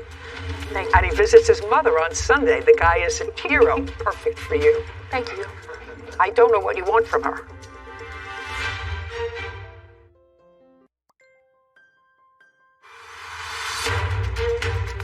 Vanshia Jenkins claims her former roommate, Victoria Barnes, owes for rent and a security deposit. Mr. White, do you keep a certain amount of clothes at Miss Barnes' apartment? No, Your Honor, they're usually in my truck. When you're going to stay over, do you bring up a bag or do you bring up a backpack? What do you bring up with you? A bag and a backpack. Do you have toiletries in her bathroom? No, ma'am. You carry that with you? Yes. Now, when you're on the road, if you stay over 2 or 3 days a week at Miss Barnes' house and you're on the road, how many days a week are you on the road and sleeping either in your truck or at a motel or at a truck stop? Between 2 and 3 days. It's all depending on where I go. So that brings us to maybe 5 days a week or 6 days a week. And where is your home? Affirmation of 1 hour. Is that where your father lives? I'm sorry, but he's passed. Oh, he passed. Yes. Okay, so the house that you're staying in is his house? Yeah. Anybody else live there? My mother. So that 1 day a week you stay with your mom? This usually probably on Sunday when I don't have anything to do. Do you stay at your mother's house? Yes, that's my primary residence. Like it's maybe two days out of a week. Mr. White, this is what we're getting. You see where we're starting to smile now? If you see your mother on Sundays and you're on the road half the week and you're at the defendant's house half a week, you can tell me from today until the cows come home that your mother's house is your primary residence. But if you look at it objectively, put your hand down. If you look at it objectively, you're on the road part-time. When you're not on the road, 3 times as many days a week you stay at her house. 1 day you stay at your mother's house, and you tell me that that's been going on since the beginning of the year, which would be January or so of 2022. That's what you just told me, and that actually makes sense. I beg to differ though. Like the time that I stay there, it might be 8 hours, and then I'm back on the road. I don't care. And it's like maybe 2 days out of the week. Now you can sit down, Mr. White. Okay, I get the scenario, and not unusual you were unhappy with this more frequent access than you were advised of. May I add, I was not unhappy with how much he was there. It was only the fact that he had came in by himself, and she hadn't let me know. I only had told her that made me uncomfortable, and I got kicked out for it. That's not true, Your Honor. Well, when you say got kicked out, I think you acknowledge that you gave her a 30-day notice to leave. Yes, ma'am, I did. And other than this issue of house guests, were there any other issues that you had with her? When the situation happened, she texted me and asked me where I was. I told her when I got home that we can have a conversation, and that's when an argument ensued, and multiple arguments happened after that. Were they all about house guests? Just about, yes, ma'am. And at the beginning, they were all about Mr. White. Right. Okay. And your sublease agreement actually specifically says that only 2 people are living there. And Mr. White has already made it crystal clear to me that he spends his time either on the road or at your house visiting his mom on Sunday. And that sort of makes this fuzzy. Okay, anyway, it didn't work out. He seems like a very nice man, nothing that frightens me. Thank you. Right. Thank you. And he visits his mother on Sunday. The guy is a hero, perfect for you. Thank you. So you moved out, you got another apartment, whatever it is. I don't know what you want from her. I want the money that I gave her, period. What money? So she made me pay her security deposit. No, just a second. Yes, ma'am. Security deposit? Yes. Fine. Did you get your security deposit back? Absolutely. How much was your security deposit? $150. Okay. Did you return her security deposit? No, ma'am. Okay. You have to return her security deposit. Well, being as though she left the room damaged, I didn't feel like I needed to. You have photographs of the damage? I have stained carpets. Just a second. Do you have photographs of the damage? No, ma'am. Good. $350. She gets her security deposit back. Yes, ma'am. What's next? The remainder of the rent for the month that I moved out, which I moved out within... Just a second. Yes. Did you pay her March's rent? Yes, ma'am. You did? Yes, ma'am. Okay, you paid that at the beginning of the month? Yes, ma'am. Okay, and how much did you pay her? $630. Incorrect. Clearly paid you February's rent when she moved in. Yes, ma'am. Did she pay you March's rent? So she gave me... That's either a yes or a no. If she paid you March's rent, did you get 2 months' rent from the plaintiff? Yes, I did. Okay. And she moved out. Can I explain why I don't feel like I'm entitled to give her the money back? Because the apartment complex, when we got into the initial argument and I was made aware of the slander and the allegations that she was portraying against Sean and myself, I was told that being as though I made it legal on paper that she has 30 days as a resident, that she would still access to my apartment for the remainder of the month of March until the 17th of April. And also Sean has seen her sending people to my house, her coming in and out of my house when I was at work, supposedly gathering her things, but my personal belongings came up missing. Oh, and she had access Hold on 1 second. After March 17th, did you have any property in the apartment? Just be very careful what you say to me. After March 17th, you say you physically left the apartment. Did you have any property there? That's either a yes or a no. May I confirm the date so I just don't give you false information? Okay, thank you. So the very last day that I was there was... March 22nd. Shh. You keep doing that. You keep doing that. I'm sorry. Okay, good. Okay, so the very last day that I was there was on, I believe, March 20th. Oh, then you owe for the month of March. Then you get your security deposit back, $350. We're finished. Thank you very much. That's all, Judge. What? She gets her security deposit back. That's it. She gets her security back. Doesn't get rent, doesn't get moving costs, doesn't get damages. She gets her security deposit back. Goodbye. Have a happy life. Have a nice day. This court is adjourned. I really really just thought that everything was fairly normal until just the conversation about me. A security deposit is the least of my concerns because I don't owe her rent. Expressing my discomfort with her boyfriend being in the house alone with me. For her to even mention him harming her in any type of way is not only offensive, but it's disrespectful. It wasn't like, he was my personal friend or I met him anywhere else. I met him through her, so I just didn't want to be home alone with him. Honestly, it's outrageous. To implicate that I do anything to others, it's beyond me. My safety does come first. I put me first. I gotta put me first. I wish I had nothing but the best away from me. I thought that the fiancé was absolutely charming. I did too. I thought he was such a nice guy. Visits his mom on Sundays, has a job. Hardworking, regular, stayed home while his dad was ill. Really a nice guy. But it was clear that he may say my primary residence is with his mother, but that's a visit on Sunday. When he can, he stays with his fiancée in the house. Clearly that was not part of the lease, but forget about that, Sam. She's a tough broad. Oh, a little bit of an attitude. She had a little bit of an attitude. So I don't know. It's always the nice guys that end up with somebody with women with the attitude. He's got to watch his P's and Q's. Oh, yeah. Anyway, I'm glad they're happy, and I'm glad that they're together in their apartment, which is probably the way she would prefer it anyway. Yeah, agreed. Did you file a restraining order against him? I did. He came to my house unannounced and told me that I was fired. He called and made threats, basically talking about I'm gonna come to your house and everything. No. Play with me. I'll show up at your house. Yeah, that's a threat. This is Judy Justice. Ramiti Torres is suing his former employer, Chad Young, for unpaid wages and filing a false restraining order. Court come to order. All rise. Have a seat, please. Case 2140, DeTorres versus Young. Thank you. You're welcome. Mr. DeTorres, according to your complaint, you did some work for the defendant as a plumber. Didn't work out, and he terminated you, and he owes you some wages. Yes, ma'am. The defendant says that while your work in the beginning was okay, you were never an employee of his. You're an independent contractor. That's the way he sets it up, and he's going to explain that to me. That he paid you your wages even though the last job that you did cost him an awful lot to repair. He was not happy with the quality of work that you did, and his counterclaim is for vandalism, something that happened with his truck. Work hours, lost due to your incompetence, that I'm not going to hear, sir. You make a choice with an employee, and if it turns out to be something that is less than satisfactory, then you let them go. But the one who I assume suffered from what you call lack of quality work that he performed was the person that you were working for. Was that a private residence that he was doing work in? Yes. Yeah, a bunch of that's private residents. Yeah, that's the person who suffered. Yes. Yeah, sure. Okay, so we're going to make this as easy as possible. From what days to what days did you work? I worked for Chad from June 13th to August 3rd. And how much were you supposed to be paid? For those 3 days, $840. And that's for 3 days' work? Yes, ma'am. Did you say June 13th?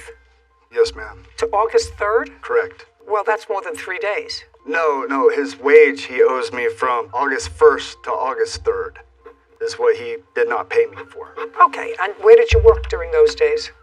Multiple residents. Okay, do you have any sort of a call log from him? I do. It's right here in my Do you dispute that he worked from August 1st, 2nd, and 3rd? Yes.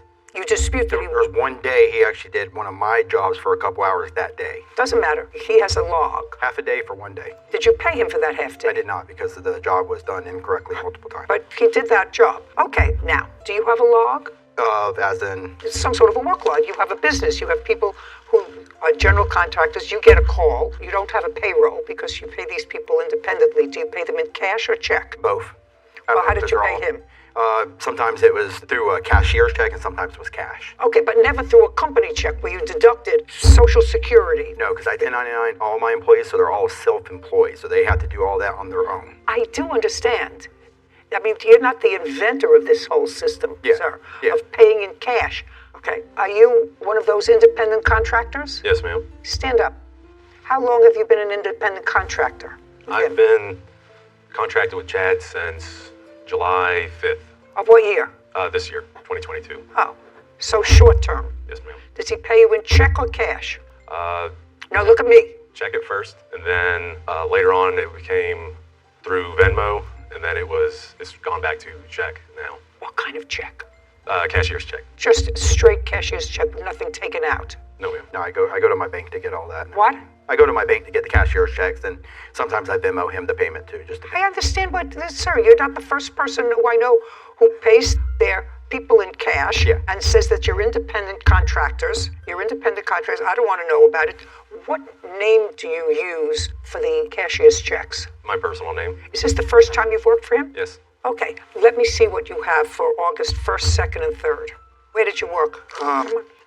There were multiple residents, ma'am. Well, you have to tell me so that he can answer. He said that you worked half a day that he didn't pay you for. Yes, ma'am. So let's say that's a full day. So that's $200.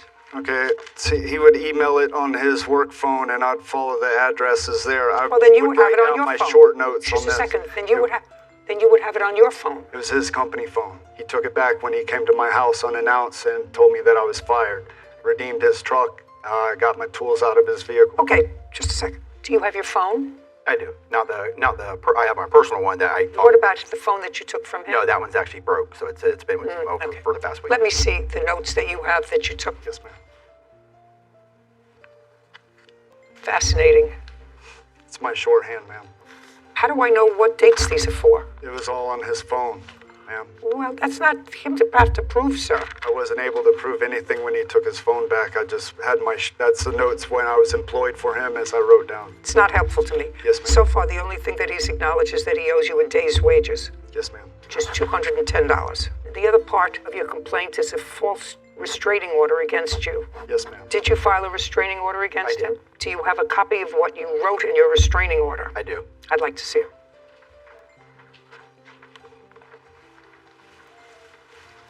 So what got me that restraining order is he called and made threats and made Was threats. this after you fired him? It was.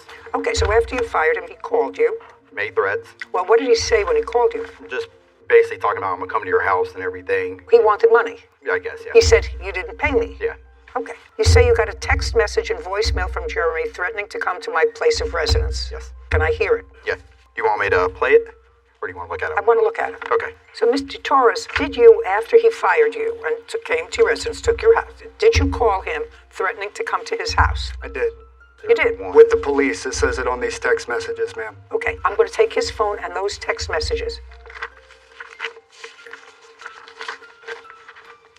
There's more text. That's just the one where he said he'd send me my money. That's the voicemail if you want me to play it for you.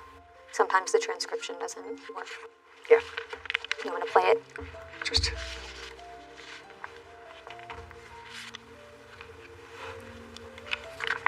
Hey, bro. I definitely worked more than 9 hours for last week that I worked for you. I'll be contacting my. Play with me. I'll show up at your house. Yeah, that's a threat. With the police. Just a second. That's a threat. Yes, ma'am. Okay. I've had more. That's a threat. I had more incidents before that as well. May I say something, ma'am? He accused me of going into his gated community, slashing tires on his work vehicle. I stated that I was going to come to his house after, if you read my text, I said to him, hey, bro, I think I misunderstood your text message. If I did, my bad. If not, I'll show up at your house with the police. I never went to his house. I waited to see if he'd be the big man and just send me my money like he said he would. I listened to the message, sir. Yes, ma'am. The message sounded threatening. Did you read the rest of them? I don't get that message sounded threatening. Where does it say here that his tires were slashed? In my mind, somebody writing that against me, flattened tires, what else would it be? But you have to understand that that's not what this says. And later today, I was financially struggling. Well, you weren't living together at the time. No, she would periodically come over and yeah, but you weren't living together at the time. So how would she find out that you were in financial trouble?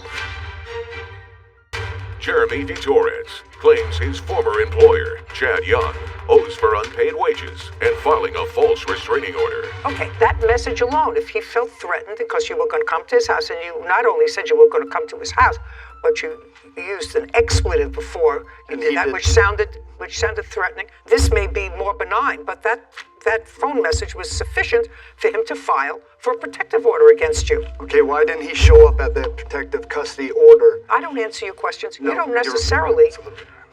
Some people don't pursue it because once it's done, it's done. It wasn't done. And once it's this done, is the dismissal right here.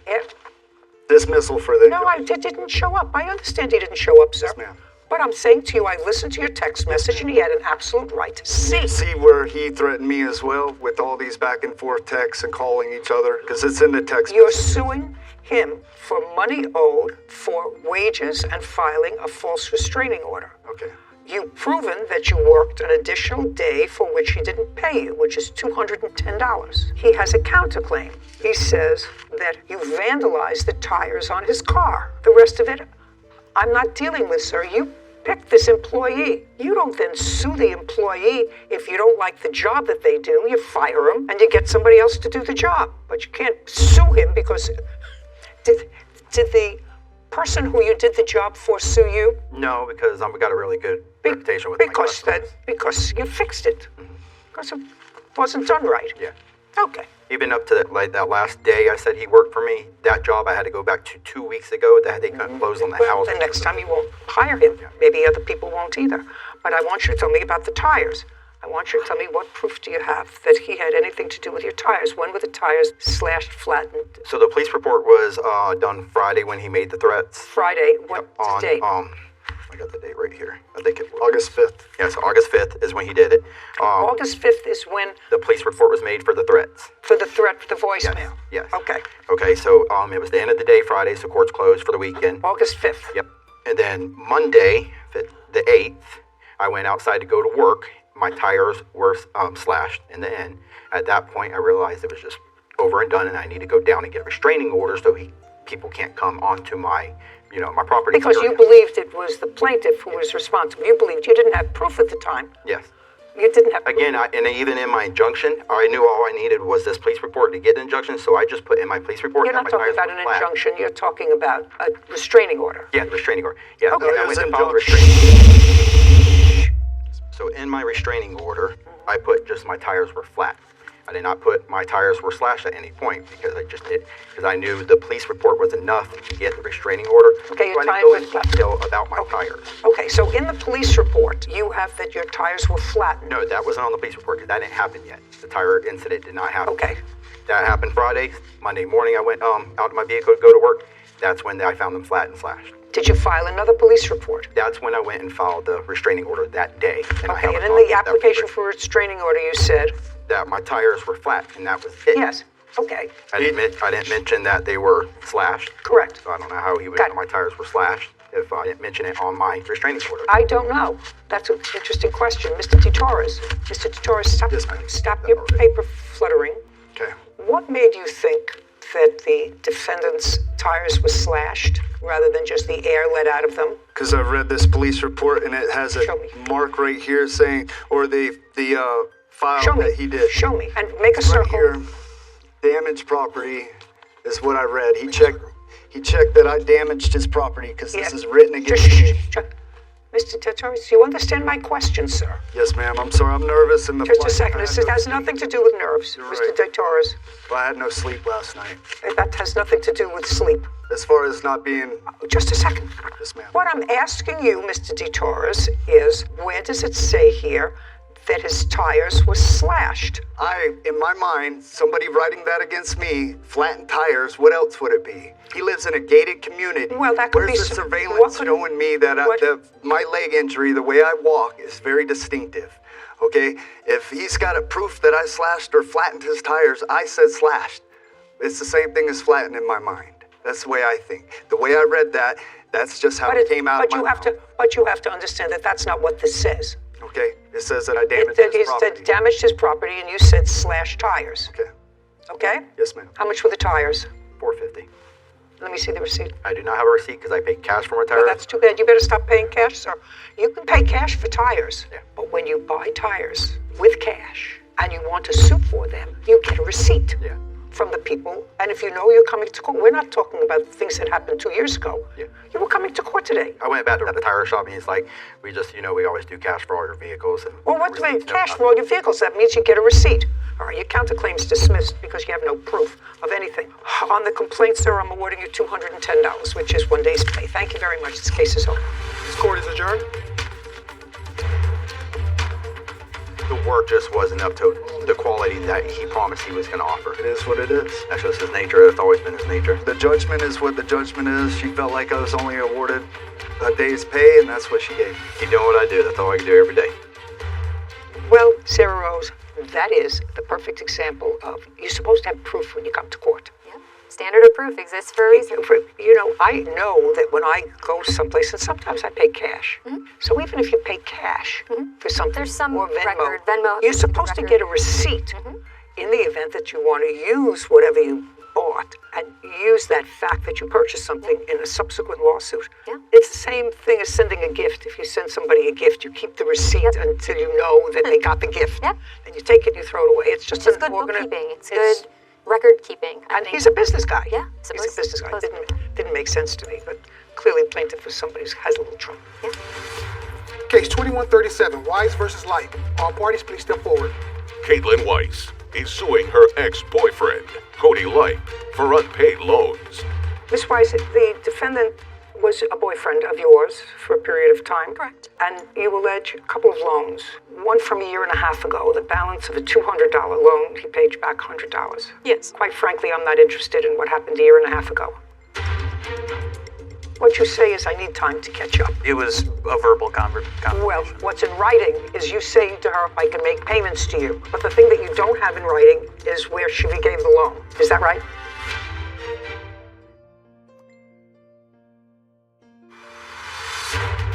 Caitlin Weiss claims her ex-boyfriend, Cody Light, is refusing to pay back loans she gave him during their relationship. Okay, in March of this year, you allege that you gave him money. He was still your boyfriend in March of this year, is that right? Yes. Is that correct? That is correct. And in March of this year, he had gotten a car. What kind of car did you get? It was a Buick Regal. What year? A 2004, I believe. Where did you get it from? I got it from a private seller. How much did you pay for it? $850. Needed fixing. Yes. And you didn't have money for parts. I did for the first round of parts. But you didn't for the second? After the first ones failed, I did not. And how much did you need for parts? That I don't remember. Who bought them? Miss Weiss did. Did she buy them on a credit card? I believe so, yes. And you have no idea what she paid for those parts? I don't remember. But that would be in March of 2022. It would have been in April. Did you pay for the parts by credit card? Yes, I paid between Cash App transactions that were transferred to Mr. Light through Cash App, which I have present here. I'd like to see proof of them. What do they total? They totaled up to $920. Does that sound about right, Mr. Lippy? That's about right. Okay. And tell me about the discussion that you had with her when she paid for these parts. There was a discussion of how I was going to pay her back. And what did you tell her? I did agree at that time. And then what happened? There were then later discussions as we were still in a relationship and I was in financial troubles that she told me not to worry about it. This $920 was a loan in April of 2022. That's what you say. It was in April, not March. Correct. And then you say at some point she forgave that loan. Right. Tell me when that happened. Shortly after the car got back together, which would have been in May. I was financially struggling. Well, you weren't living together at the time? No, she would periodically come over and... Yeah, but you weren't living together at the time, so how would she find out that you were in financial trouble? I mean, we were at that state in our relationship where she knew basically my financials all the time. When did the two of you break up? I believe that was in June. So, shortly after you say she forgave the loan. That is correct. Did you ever forgive this $920 loan? No, I did not. Brennan Black was there the day that I had confronted Cody at a car meet and had offered him a short little payment of $790 where Cody said he would do it in payments. Just a minute. You broke up in June. Correct. He says that you had a conversation before that, sometime in May, where you knew he was in financial difficulty. Did you ever have that conversation with him? No, that is incorrect. I do have statements here to prove it as well. I'd like to see them.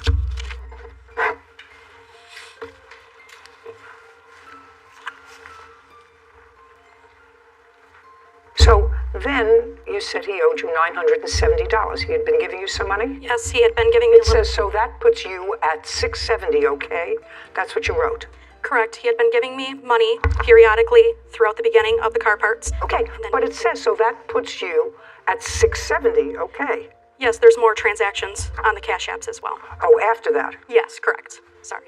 No, sir. What you say is I need time to catch up. There's no forgiving here unless you have some... It was a verbal conversation. Well, what's in writing? Right. What's in writing is you saying to her, I need some time to catch up. I can make payments to you. All of that is in writing. But the thing that you don't have in writing is where she gave the loan. Is that right? Yeah. $920. Judgment for the plaintiff. We're done here. Thank you. This court is adjourned. It is what it is. I think it was fair. Mr. Lake did owe me money, and he got what he deserved. Yes, she lent me the money, but at the same time, she was helping me out in a relationship, and she knew I was struggling. He said he was going to pay me back and never followed through even after that. There were discussions about her telling me not to worry about it. Not to trust so much. I'm never going to do it again. Oh, that's going to be a contract. She was very prepared. Oh, she was to the point, knew exactly what she needed. And she had all of her evidence. Yep. All just the way we like it. All lined up. It's unfortunate when a loan becomes a gift and a gift then becomes a loan when the romance is over. These writings are always so helpful, and these text messages really are making my life much easier. And one thing that I mention a lot is with Cash App or Venmo, always state if you're paying someone money, don't just send the money, put in the subject line. They have a subject line on those for a reason. For this car part, for this tow, for this XYZ the other. So I always, when using Venmo or Cash App or something like that in an online transfer system, I'll send the money, and then in the transaction, you can put whatever you want in the memo line of Venmo. So housekeeping for me, I'll pay through that. Or other things, I list housekeeping for, and I put the date and the hours. So I at least have a record of who I'm paying electronically. If you buy food, or if I give someone money for dinner for half my meal, I say for my dinner on XYZ date. And then you can get a keeps printout. It organized. Exactly. And then you can, like a bank account? Yep. Interesting. Yep. I didn't know that. It just keeps it organized, so I love it when litigants come in ready to go. Well, that's good advice for people who use Venmo, to use the subject line. Exactly. It makes our job easier. Good. Are you a victim of a scam? Go to judyjustice.tv.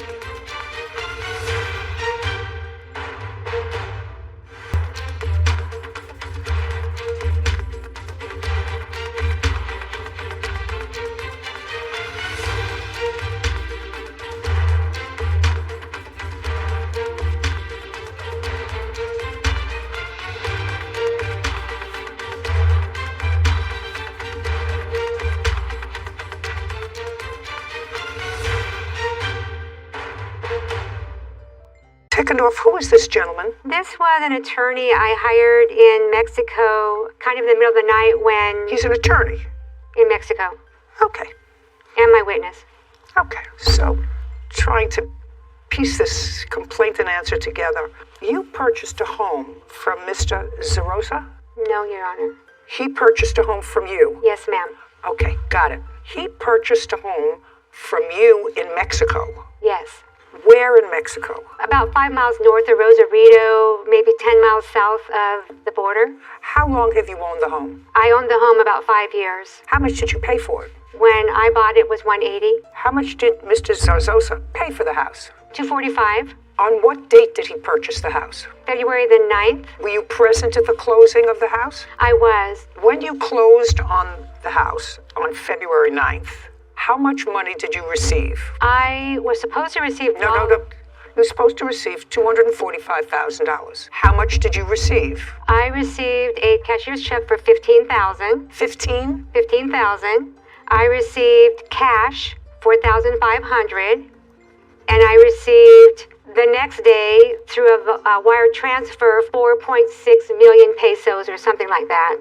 I have the paperwork. Just tell me what that translated to in dollars. It was $220,500. Okay. Well, if you have proof to how much the translation of pesos to dollars is, that means that you got a total so far without the down payment. Did he give you a down payment? Yes, $5,000. I was paid for my house. I was paid for my house. No, I understand that, but this is the problem. Mr. Zarzosa says that when he took out the mortgage, he increased the amount that he was borrowing so that he had closing costs covered to the extent of, I think, $3,800 or $3,900. It was a total of almost $10,000. No. Oh, $3,900. That's what I asked you. What's 10,000? 10,000 comes out of nowhere. It was a difference, you said, of $3,900. Yes, ma'am. And so he wanted from you the difference. Well, the realtor gave me... Not the realtor. He wanted from you... The realtor told me that. I've never really spoke to Dante except for on February 22nd and the time that he came and looked at my house. But the realtor sent me a fake statement, which I looked at because it's a high school kid's piece of paper, and I said I was not making a refund. Okay, well, you have to make a refund if you were paid more for the house than you're bargained for with the purchaser. That's true. That's true. And the bank told me on April 1st. No, they can't tell you anything. Oh, really? If they documented something to you, then I'll read it, but you can't tell me what a bank told you. First of all, banks don't speak. Now, I'd like you to get what Mr. Zarzosa is handing me. This is from the bank. Well, I can't read this, but what I can't read is in Spanish, but I can read the numbers which indicate that you received, Ms. Heckendorf, a total of $249,544.22. Let me see. May I see that, ma'am? Absolutely. Because this is what that bank gave me right here.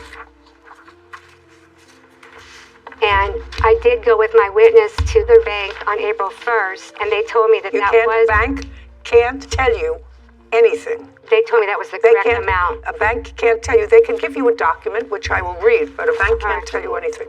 This is not really a case about this contract. Yeah, it is. It started this way. They're saying that that bank sent me the wrong amount of money? Yes. That's what it says. That's what that says. That's what this says. That's what that says. I imagine anyone can write what they want, but I was not paid the wrong amount of money. Well, the bottom line of it was, eventually you gave him back $2,800 of the $39 that he said that he was entitled to. Is that correct, No. Ms. Heckendorf? No. You never gave him $2,800? I signed a contract and gave him $2,800 under duress. He took my dogs and my cat, and he took my property. I want you to understand what I'm saying to you. When I ask you a question, I expect an answer. You gave him $2,800, and you gave him the $2,800 because he believed and told you that he had taken out extra money in order to cover his closing costs. And you got that money, and he wanted that money back because he was going to have to pay for it through his mortgage. I have never heard that these were closing costs. This is the first I've heard about closing Well, I'm going to tell you this. I'm going to stop talking. Stop talking. You gave him $2,800. He wanted $3,900. You gave him $2,800. What you're suing him for He also is wanted I'm $2,500. going to dismiss your case. It's just as easy for me to send you back to Mexico. Once you closed on this house, according to what I looked at, Ms. Heckendorf, you asked if you could stay in the house because your new house wasn't ready to close escrow. Is that correct? That's a yes or a no? Yes. And so you closed the house on February 9th, and he allowed you to stay in the house. When were you supposed to vacate the house? March the 1st. I paid That's a date. March 1st. And between February 9th and March 1st, how much did you pay him in rent? I gave him the money from the casita. Just a second. Yes. That's an amount between February 9th and March 1st. $2,370. So that was a month's rent. Is that what you received? No, Your Honor. How much did she pay you in rent between February 9th and when she was supposed to vacate March 1st? She would have paid you rent in advance. Nothing. Show me proof that you paid him anything for rent on February 9th.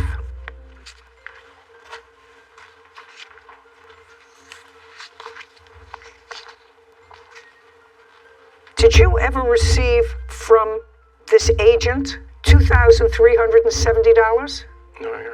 Well, do you know who he is? Yes, I do know. That's the realtor that represented both of us on the purchase. And you never received, this was on February 9th. He acknowledges, he signed that he received $1,620 as in for the last month's rent and $750 security deposit, as well as prorated rent of $120. I don't know what prorated rent is for. It was for the end of January. They moved in a few days before. Who moved in? The people that rented the casita. And that's part of the house? Yes. What is that? I have two houses on the property, the one I lived in and the casita. And Dante gave me an email that if I gave him this money from the casita, that I could live in the front house until March the 1st. I have that Just a second. When he bought the house, did he or did he not buy the casita as well? Yes, he did. So he bought the casita as well. So it belonged to him. This rent belonged to him. So what do you mean? He's not giving you anything. If he buys a house and there's another property, he owns that property. He owns whatever rent was due for that property. So what you're saying is, let me cut to the chase. What you're saying is, you claim he said to you, I've just paid you $250,000 for your house, which includes the casita. Your house isn't ready yet to close escrow. I will let you stay in the house free if you let me keep the money from the casita's rent. Yes. Fine. So that the bottom line, don't speak, it doesn't look like you're losing so far. I may not be finished with you. So you're trying to speak over me. Well, and I'm keeping it very simple. Okay. You're going to want to keep it very complicated, and I, madam, are going to keep it very simple. So the bottom line is you stayed in the house for free from February 9th or 10th until it was supposed to be until March 1st. That was your understanding. You were staying in his house for free. I didn't have to rent the casita. I don't care whether you had to or whether you didn't have to. You were staying in your house that you sold to him for free until your new house was ready. That's a yes. I felt that. I don't care how you feel. I don't care how you feel. Okay. You sold him your property and you took advantage of a piece of that property, the casita, in order to negotiate yourself a free 3-week rent until your house is ready. Now, you may stand there and look at me in that smug way, but you and I both know that that was a deal you made for yourself. Yes, I agreed. Okay. I agreed to rent the casita ahead of time before I moved out and give him the money so that I could stay in the property until my house closed escrow 1 week. Pretty tricky. May have been March the 6th. Pretty tricky. Bottom line is you stayed in his house for free. Okay. And then what the rest of the case is about is that you claim that he changed the locks on the door before March 1st, and in the house you had your pets, and he held ransom your pets until you gave him what turned out to be $2,800. That's your complaint. He changed the locks on February 28th. Where were you when he changed the locks? February 22nd. 22. Where were you when he changed the locks? I was in my office in San Diego. Okay, and how did you find out that the locks were changed on the door? Dante sent me an email that I found later admitting to what he did, but I asked you a question. I was at my office, and he called me on the phone, and he said, this is Dante Zarzosa, and I have... My way. Mm-hmm. He called you in the office. That's how you found out he changed the locks. That's an answer. Approximately what time did he call you in your office? It was about 6:30, 6:45 in the evening. 6:30 p.m. Mm-hmm. And tell me what you claim he said to you and what you said to him. This is Dante Zarzosa. I have your 2 dogs. You're never going to see them again if you don't pay me $3,900. Now, that wasn't the first time you had heard about this $3,900. That was not the first time. I heard about it on February the 9th. No, the 8th. Sorry, February the 8th, I'd heard about it. And so you told him after that you would, or you told him, or you told your lawyer, is that you? Now you could stand up. I met him. Shh, don't speak. Okay. On what date did you get... Mena, Your Honor. Mena. Mr. Mena, you're an attorney in Mexico? Yes. Okay. Are you a real estate attorney? Yes, civil attorney, real estate as well. You understand what this is about, and you understand if you're a real estate attorney that sometimes people take a mortgage that's beyond what they need in order to cover their closing costs. You understand that? Yeah, absolutely. Okay. It's not an unusual thing. I bought and sold many homes. A lot of people do that. And when were you first made aware of the fact that the defendant was at least claiming that there was an amount that he had incurred debt on by way of a mortgage in excess of what your client in Mexico was supposed to receive in the amount of $3,900? February the 22nd, something like that. 2/22. And when she came to your office, now we no longer have attorney-client privilege, sir, because she's brought you here as a witness, so you're going to testify to every conversation that you have. Yes. You understand that? Absolutely. Okay. She came to your office after she found out that the locks were changed? Actually, I was at home. That was at night. So when for the first time, sir, did you hear about this money that the defendant was claiming that he was owed? Mr. Dante called me. I want you to answer my question. Yes. My question is, when she called you the night of the 22nd at your home, did she tell you at that time or soon thereafter that there was a discrepancy that he was alleging with regard to the closing fees? No, actually, no. She didn't tell you anything. She told you that he just illegally evicted her and changed the locks. Yes, and at the same time, because of some situations regarding a deal she has on the sale of the property. Your client knew, as of February 8th, that the defendant was alleging that she owed him money from the closing costs. That's clear. That's what she told me. Now, they had clearly ongoing discussions about this from February 8th or 9th, when the deal closed and she got her money and she's living rent-free. So what I want to know, when did she share with you, not that there was an illegal eviction, not that her pets were in the house, when did she share with you that he was claiming that she owed him money? And I'm not excusing self-help. When did she tell you that? Because she knew it at the beginning. She knew it before she called you. I have the communication from Mrs. Karen at the time we filed the complaint in the DA office, district attorney office. This is the time when she expressed me the whole facts. Oh, so she didn't tell you the whole facts when she called you at home on the 22nd? No, because she was very worried. She was concerned regarding the babies.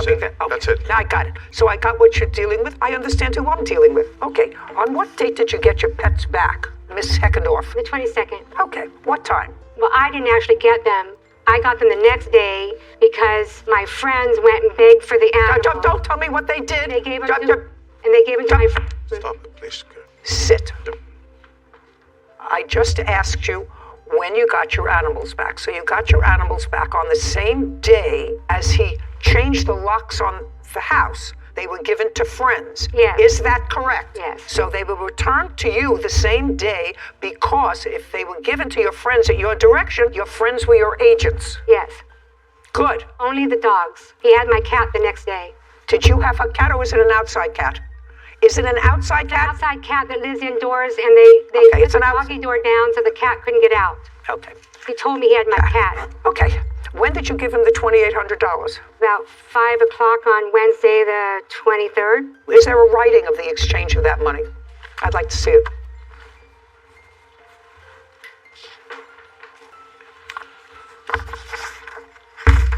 I can't read this. The plaintiff has a translated version. Can I see the translated copy, please?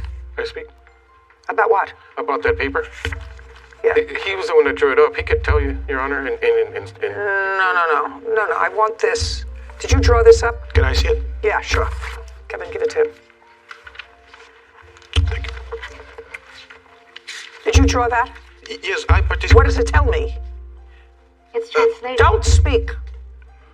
Do you have the translation of this document? Yes, I gave it to you, ma'am. Okay, number 5. Very clear. This is the agreement that Mr. Zarzosa receives from Ms. Heckendorf $2,800 for concept of refund of pending payment. The previous amount is received fully. Therefore, the debt is liquidated. And number 6, the seller, Ms. Karen Heckendorf, grants the broadest waiver derived from the investigation file presented before the district attorney's office. I assume that was your complaint, and with a file number filed against Mr. Zarzosa by not keeping any legal action present, past, or future derived from the present business. This is the police report. They're talking about. I don't care what this says, is you've settled all of your disputes with each other. This says you've settled everything that had to be settled. Okay, but what the translation suggests is by this document, each of you understood that you were giving him money. He was not going to follow through with anything that had to do with the criminal complaint or with a criminal complaint against him. You went your own merry way. Am I crazy, or is that what this document says, sir? You are the lawyer. Yes, it says so. That's what it says so. So I want to know why you're all here bothering me. You settled everything. You got back your stuff. You got out of your house. You got your personal property. He has a counterclaim for false accusations and loss of wages as a result of whatever. This document says you've resolved everything with each other. So why are you here? I did not sign that document under usual circumstances. I hadn't had any sleep, and I was coerced. And he said he was going to burn my furniture or he was going to sell it in the year that it would take me to prosecute him under this Mexican contract. Put it down, sir. The case is over. If he wanted to The case sue is me, over. You're a pretty savvy lady, madam. You had an attorney that you consulted. He was there when this document was signed. It wasn't on a real estate deal. He was here It when was only on this Goodbye. deal We're in the done. middle of the Case is night. dismissed. So is your counterclaim. This court is adjourned. this was really a case about Dante taking my animals for hostage and extortion. I didn't steal anything. The only reason I agreed to give him $2,800 was because he said he was going to burn or sell my furniture. I'm gonna enjoy my house. Thank you, Karen. That lady was never intimidated into anything.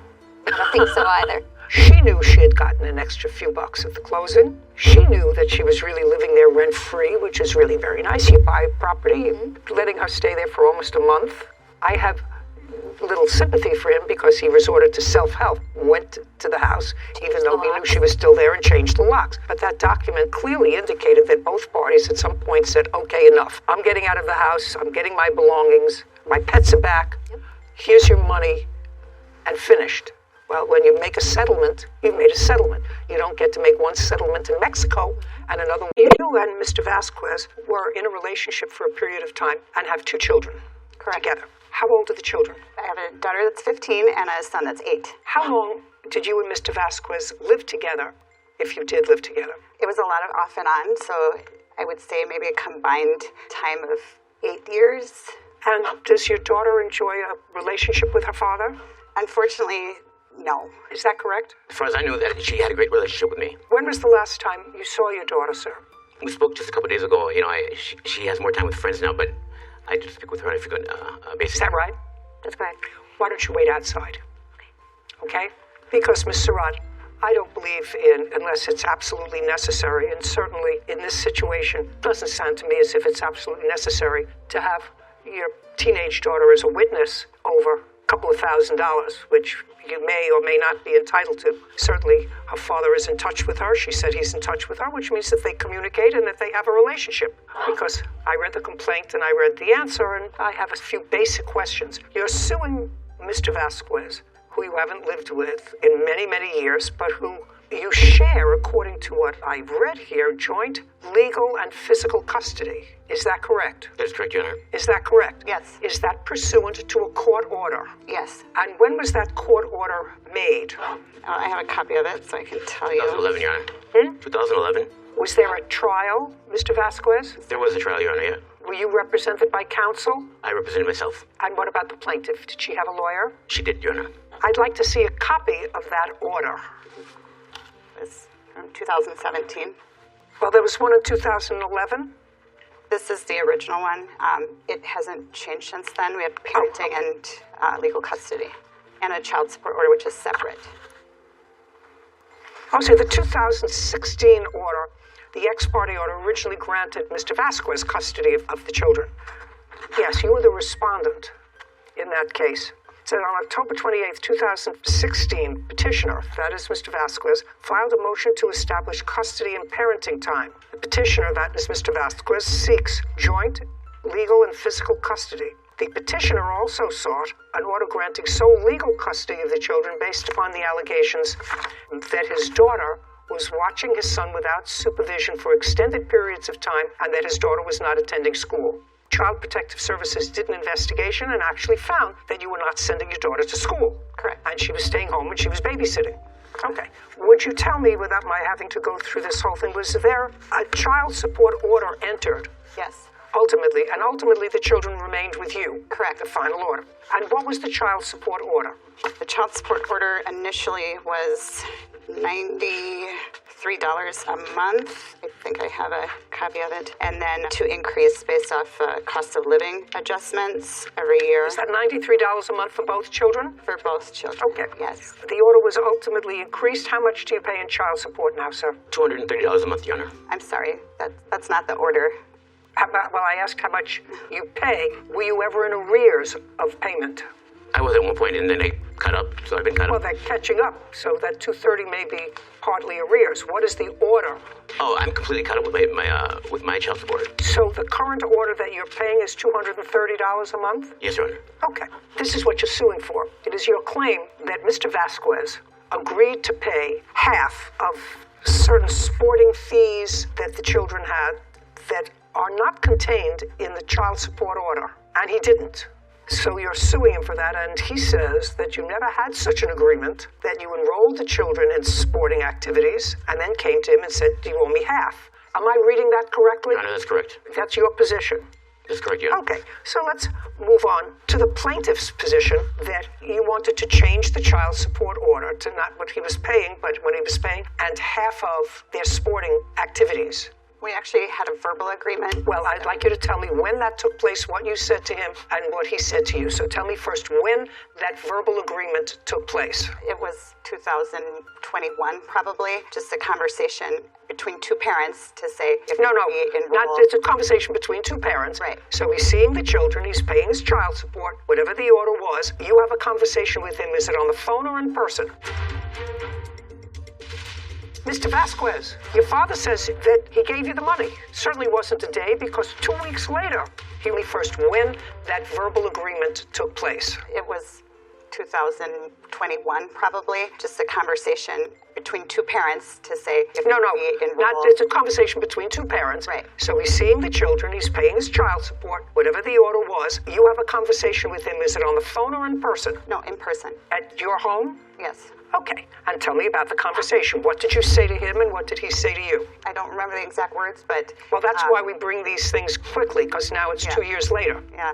Right. So it was basically, well, he wants to play this sport, Angelina wants to do track, this is how much it's going to cost, and his response was just, okay, let me know how much it is, and I'll pay half. Okay. Yeah, no, that's not quite correct. We don't have just conversation. We don't have any conversation at all. We communicate via text, and I rarely get a response. I've taken care of... Just a second. We're talking about this one instance. Okay. She said that you had a conversation with her where you agreed to pay half of their sporting events. Based on that, I assume that you enrolled the children in the sporting events, paid the fee, and then said to him, this is your half. And he said, I'm not paying that half. That's not correct, Your Honor. I didn't agree to pay half. No, I'm not saying you agreed to pay half. That's what her position is. I actually enrolled my son into soccer. When? It was this summer in July, and he was supposed to go for a month, and she took the kids out of the state without my knowledge for an extended vacation.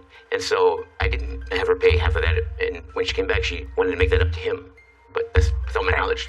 Okay. How much did you pay for soccer? $75. So you never had a conversation with her about paying half of this, and it was never reduced to a modified order of the court because you have a court order for support. Okay, so I'm eliminating that. You want to change the order of support, you have to change it in court. Now let's move on to the second thing that you think that he owes you for. Cell phone. Let's hear about the cell phone. He opened a cell phone account for my daughter. When?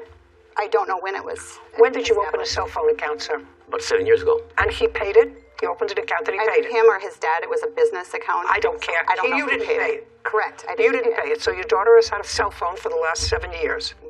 Okay. And you didn't see the bills for it? Correct. Okay, so he paid it. Somebody paid it, yes. Yeah. He paid it. I paid it, Your Honor. You didn't pay it. Correct.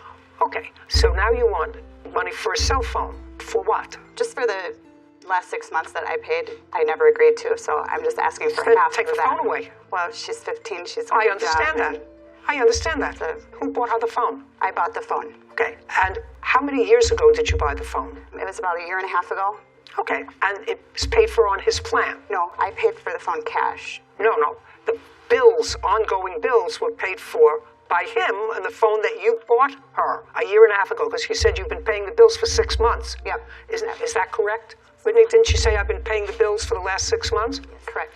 Well, so when you first got the phone for a year, he was paying the bills. Correct. Right. Yes. Well, he was paying the bills for 7 years, but certainly after you bought the phone. But prior to that, she had a different phone.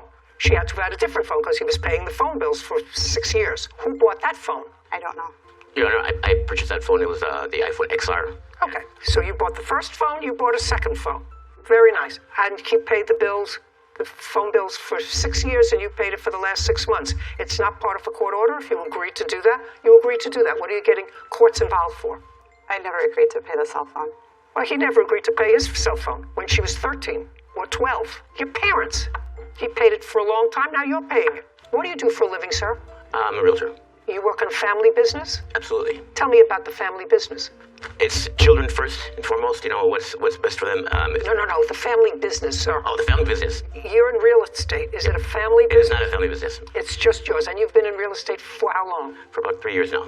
And prior to that, I was in sales. That it's a family business, and it's real estate marketing. That's a family That's business. family business. You're not involved with that I am. anymore. You Also. still are? Yes. Who owns that business? Dad. Your father? He does, yes. How many employees do you have? Just about 10, Your Honor. So your father employs 10 people and you're one of them? That's correct, Your Honor. And what does your father pay you annually? Oh, it's commission only, so no benefits. And in the other real estate operation do you have your own office or do you operate out of your father's office? My own office. Where? In Maple Grove, Minnesota. Do you have any employees? I don't. So you work for your father on commission and yourself? Commission only as well in the real estate market. Okay. Did you file tax returns last year? No, I did not. Is there any reason for that? Just late. Just over. You're late. You're a year late. Yeah. What about the year before? Did you file tax returns? Yes, I did. Yes, I did, Your Honor. And how much did you declare as income the year before last? It's like 55, I think. 55,000, yep. Okay, so phone bill, I've taken care of the phone bill. You paid it for her. Fine. And if you don't want to pay it anymore, let her get an after-school job and pay for her own phone. Now, the next thing that you're suing for is, according to your complaint, you had a car that you weren't using. Mr. Vasquez has a father who wanted a car. It is your claim that Mr. Vasquez, without your permission, sold your car, to his father for $700, and you didn't get any of that money. Correct. Mr. Vasquez says his father was going to buy the car. He drove it. He didn't want to buy it because it had issues, and it's sitting in his father's driveway waiting for you to come and get it. And that he never got $700 from his father for the car. That's his position. Correct? No, there's correction. I did get $700 and paid him back the next day because the car broke down within a day. Because what? It broke down within a day. Okay, so you did sell it to him? Yes. We were in the middle of the transaction. He paid for the car at the office, which is about 10 miles away from home. And while driving the car home, it broke down. So we hadn't received the title or anything, so I returned the money. You did sell it to him? Yes. We were in the middle of the transaction. He paid for the car at the office, which is about 10 miles away from home. And while driving the car home, it broke down. So we hadn't received the title or anything, so I returned the money. Is the car still titled in your name? Yes. So go get it. I don't want the car, no. Well, it's your car. It's titled in your name. Yes, but apparently I have text messages showing he sold the car without my permission. And he did or not? Well, he can't sell the car because title never transferred. Right. And he's saying you can go and get the car. It's sitting in the driveway. His father doesn't want it. Title didn't transfer. He didn't get money for the car and keep it. It was a sort of silly transaction because what you are suggesting is he should have said to his father, that's it, it's sold as is. You can't have your $700 back. Right, and my understanding is that his dad, through a conversation that I had with his dad did not get the money back. You can't tell me about the conversation. If you have text messages between them, I would like to see them. I do, yes. So there's those text messages, and I also have several text messages where Curtis agrees to pay me the money, and also telling me the car ran. Desiree. Curtis said you would take possession of the Kia, but I asked about the title. Big Curtis, is that your father? Your Honor, yes, it is. Okie dokie. Mr. Vasquez, your father says that he gave you the money. That's correct. And that it certainly wasn't a day, because 2 weeks later, he writes back, sorry, not good at checking my text. If we could arrange for me to get the title while you were here, that would be awesome. That's 2 weeks later. Your father didn't say to her, he gave me the money back. He said, I want the title. That's 2 weeks later. So the story you just gave me was a whole lot of who shot John. Well, Your Honor, there's one thing that's we need to clear up right away is that it was never sold without her knowledge. Just a second. Now what I'm asking you, sir, I'm saying that your original story to me was that I sold my father the car with her agreement. That's what you say here, for $700. He gave me the $700, but am I correct, Whitney, that the car broke down the next day? He said the car broke down within a day. Within a day, and so you gave him his money back. Well, that's not what your father says here, sir. That's not what your father says here. I went back and forth with him for days, but gave him his money back. No, what you told me was a lie. You told me it broke down the day you gave him his money back. The initial conversation she had was May 9th. And then May 16th, she's having a conversation with Big Curtis. That's your father. Sorry for not checking my texts. Can you get me the title? Which means 2 weeks later, he wanted the title. And then your father says about you, Curtis owes me big time money. And I can't get money from him either. That's your father. Yeah, that's correct, Your Honor. Big Curtis says to her, can you tell me what problem does Curtis have that caused him to spend massive amounts of money in such a short period of time? She answers, drugs, alcohol, gambling, he's a functional addict. He even got around $40,000 and he blew every penny. So the $700 you gave him for the car, I'm just going to file a small claims. For whatever reason, he's refusing to give it to me. It's not your fault that he stole the money from me. Just FYI, I have no issue giving you the title. Okay. So far, he owes you $700 for the car. And then we're finished. Get Big Curtis the title. Mail it to him. He sends you his address. Yes. Okay? Yes. Great. Now you have a counterclaim, Mr. Vasquez. Yes, Your Honor. I have some evidence Don't give me all that nonsense. You say that the plaintiff canceled a vacation trip. You made plane arrangements to take your children somewhere, and she took the children out of state. And car repairs that you gave her money for. Car repairs. $250. I helped her repair her car and spent $250 on parts. When was that? That was the car in question that we were just talking about. I actually Okay, you planned a trip to Portugal in August of 2022. That's correct. Airplane tickets. Where'd you get the money for all that? My parents helped me with the purchase of the kids' tickets. Why? Because I couldn't afford all of them. Who was going on the trip? It was going to be my wife, myself, and 2 kids. Did you go on the vacation to Portugal with your wife? No, we did not make it. You did not make it? Correct. Why? Because she is responsible of... No, not her. Not with your 2 kids. Did you go with your wife? No, I didn't. Why? I didn't want to go without the kids. It was the whole purpose was to bring the kids to see the grandparents. Does your wife work? Yes. What kind of work does she do? She's a bartender. Judgment for the plaintiff in the amount of $700. Don't make any more private agreements with him, madam. I think it's a big mistake. I agree. Your counterclaim's dismissed. Your Honor. Thank you. I had one more. I just ruled that your counterclaim is dismissed. You're finished.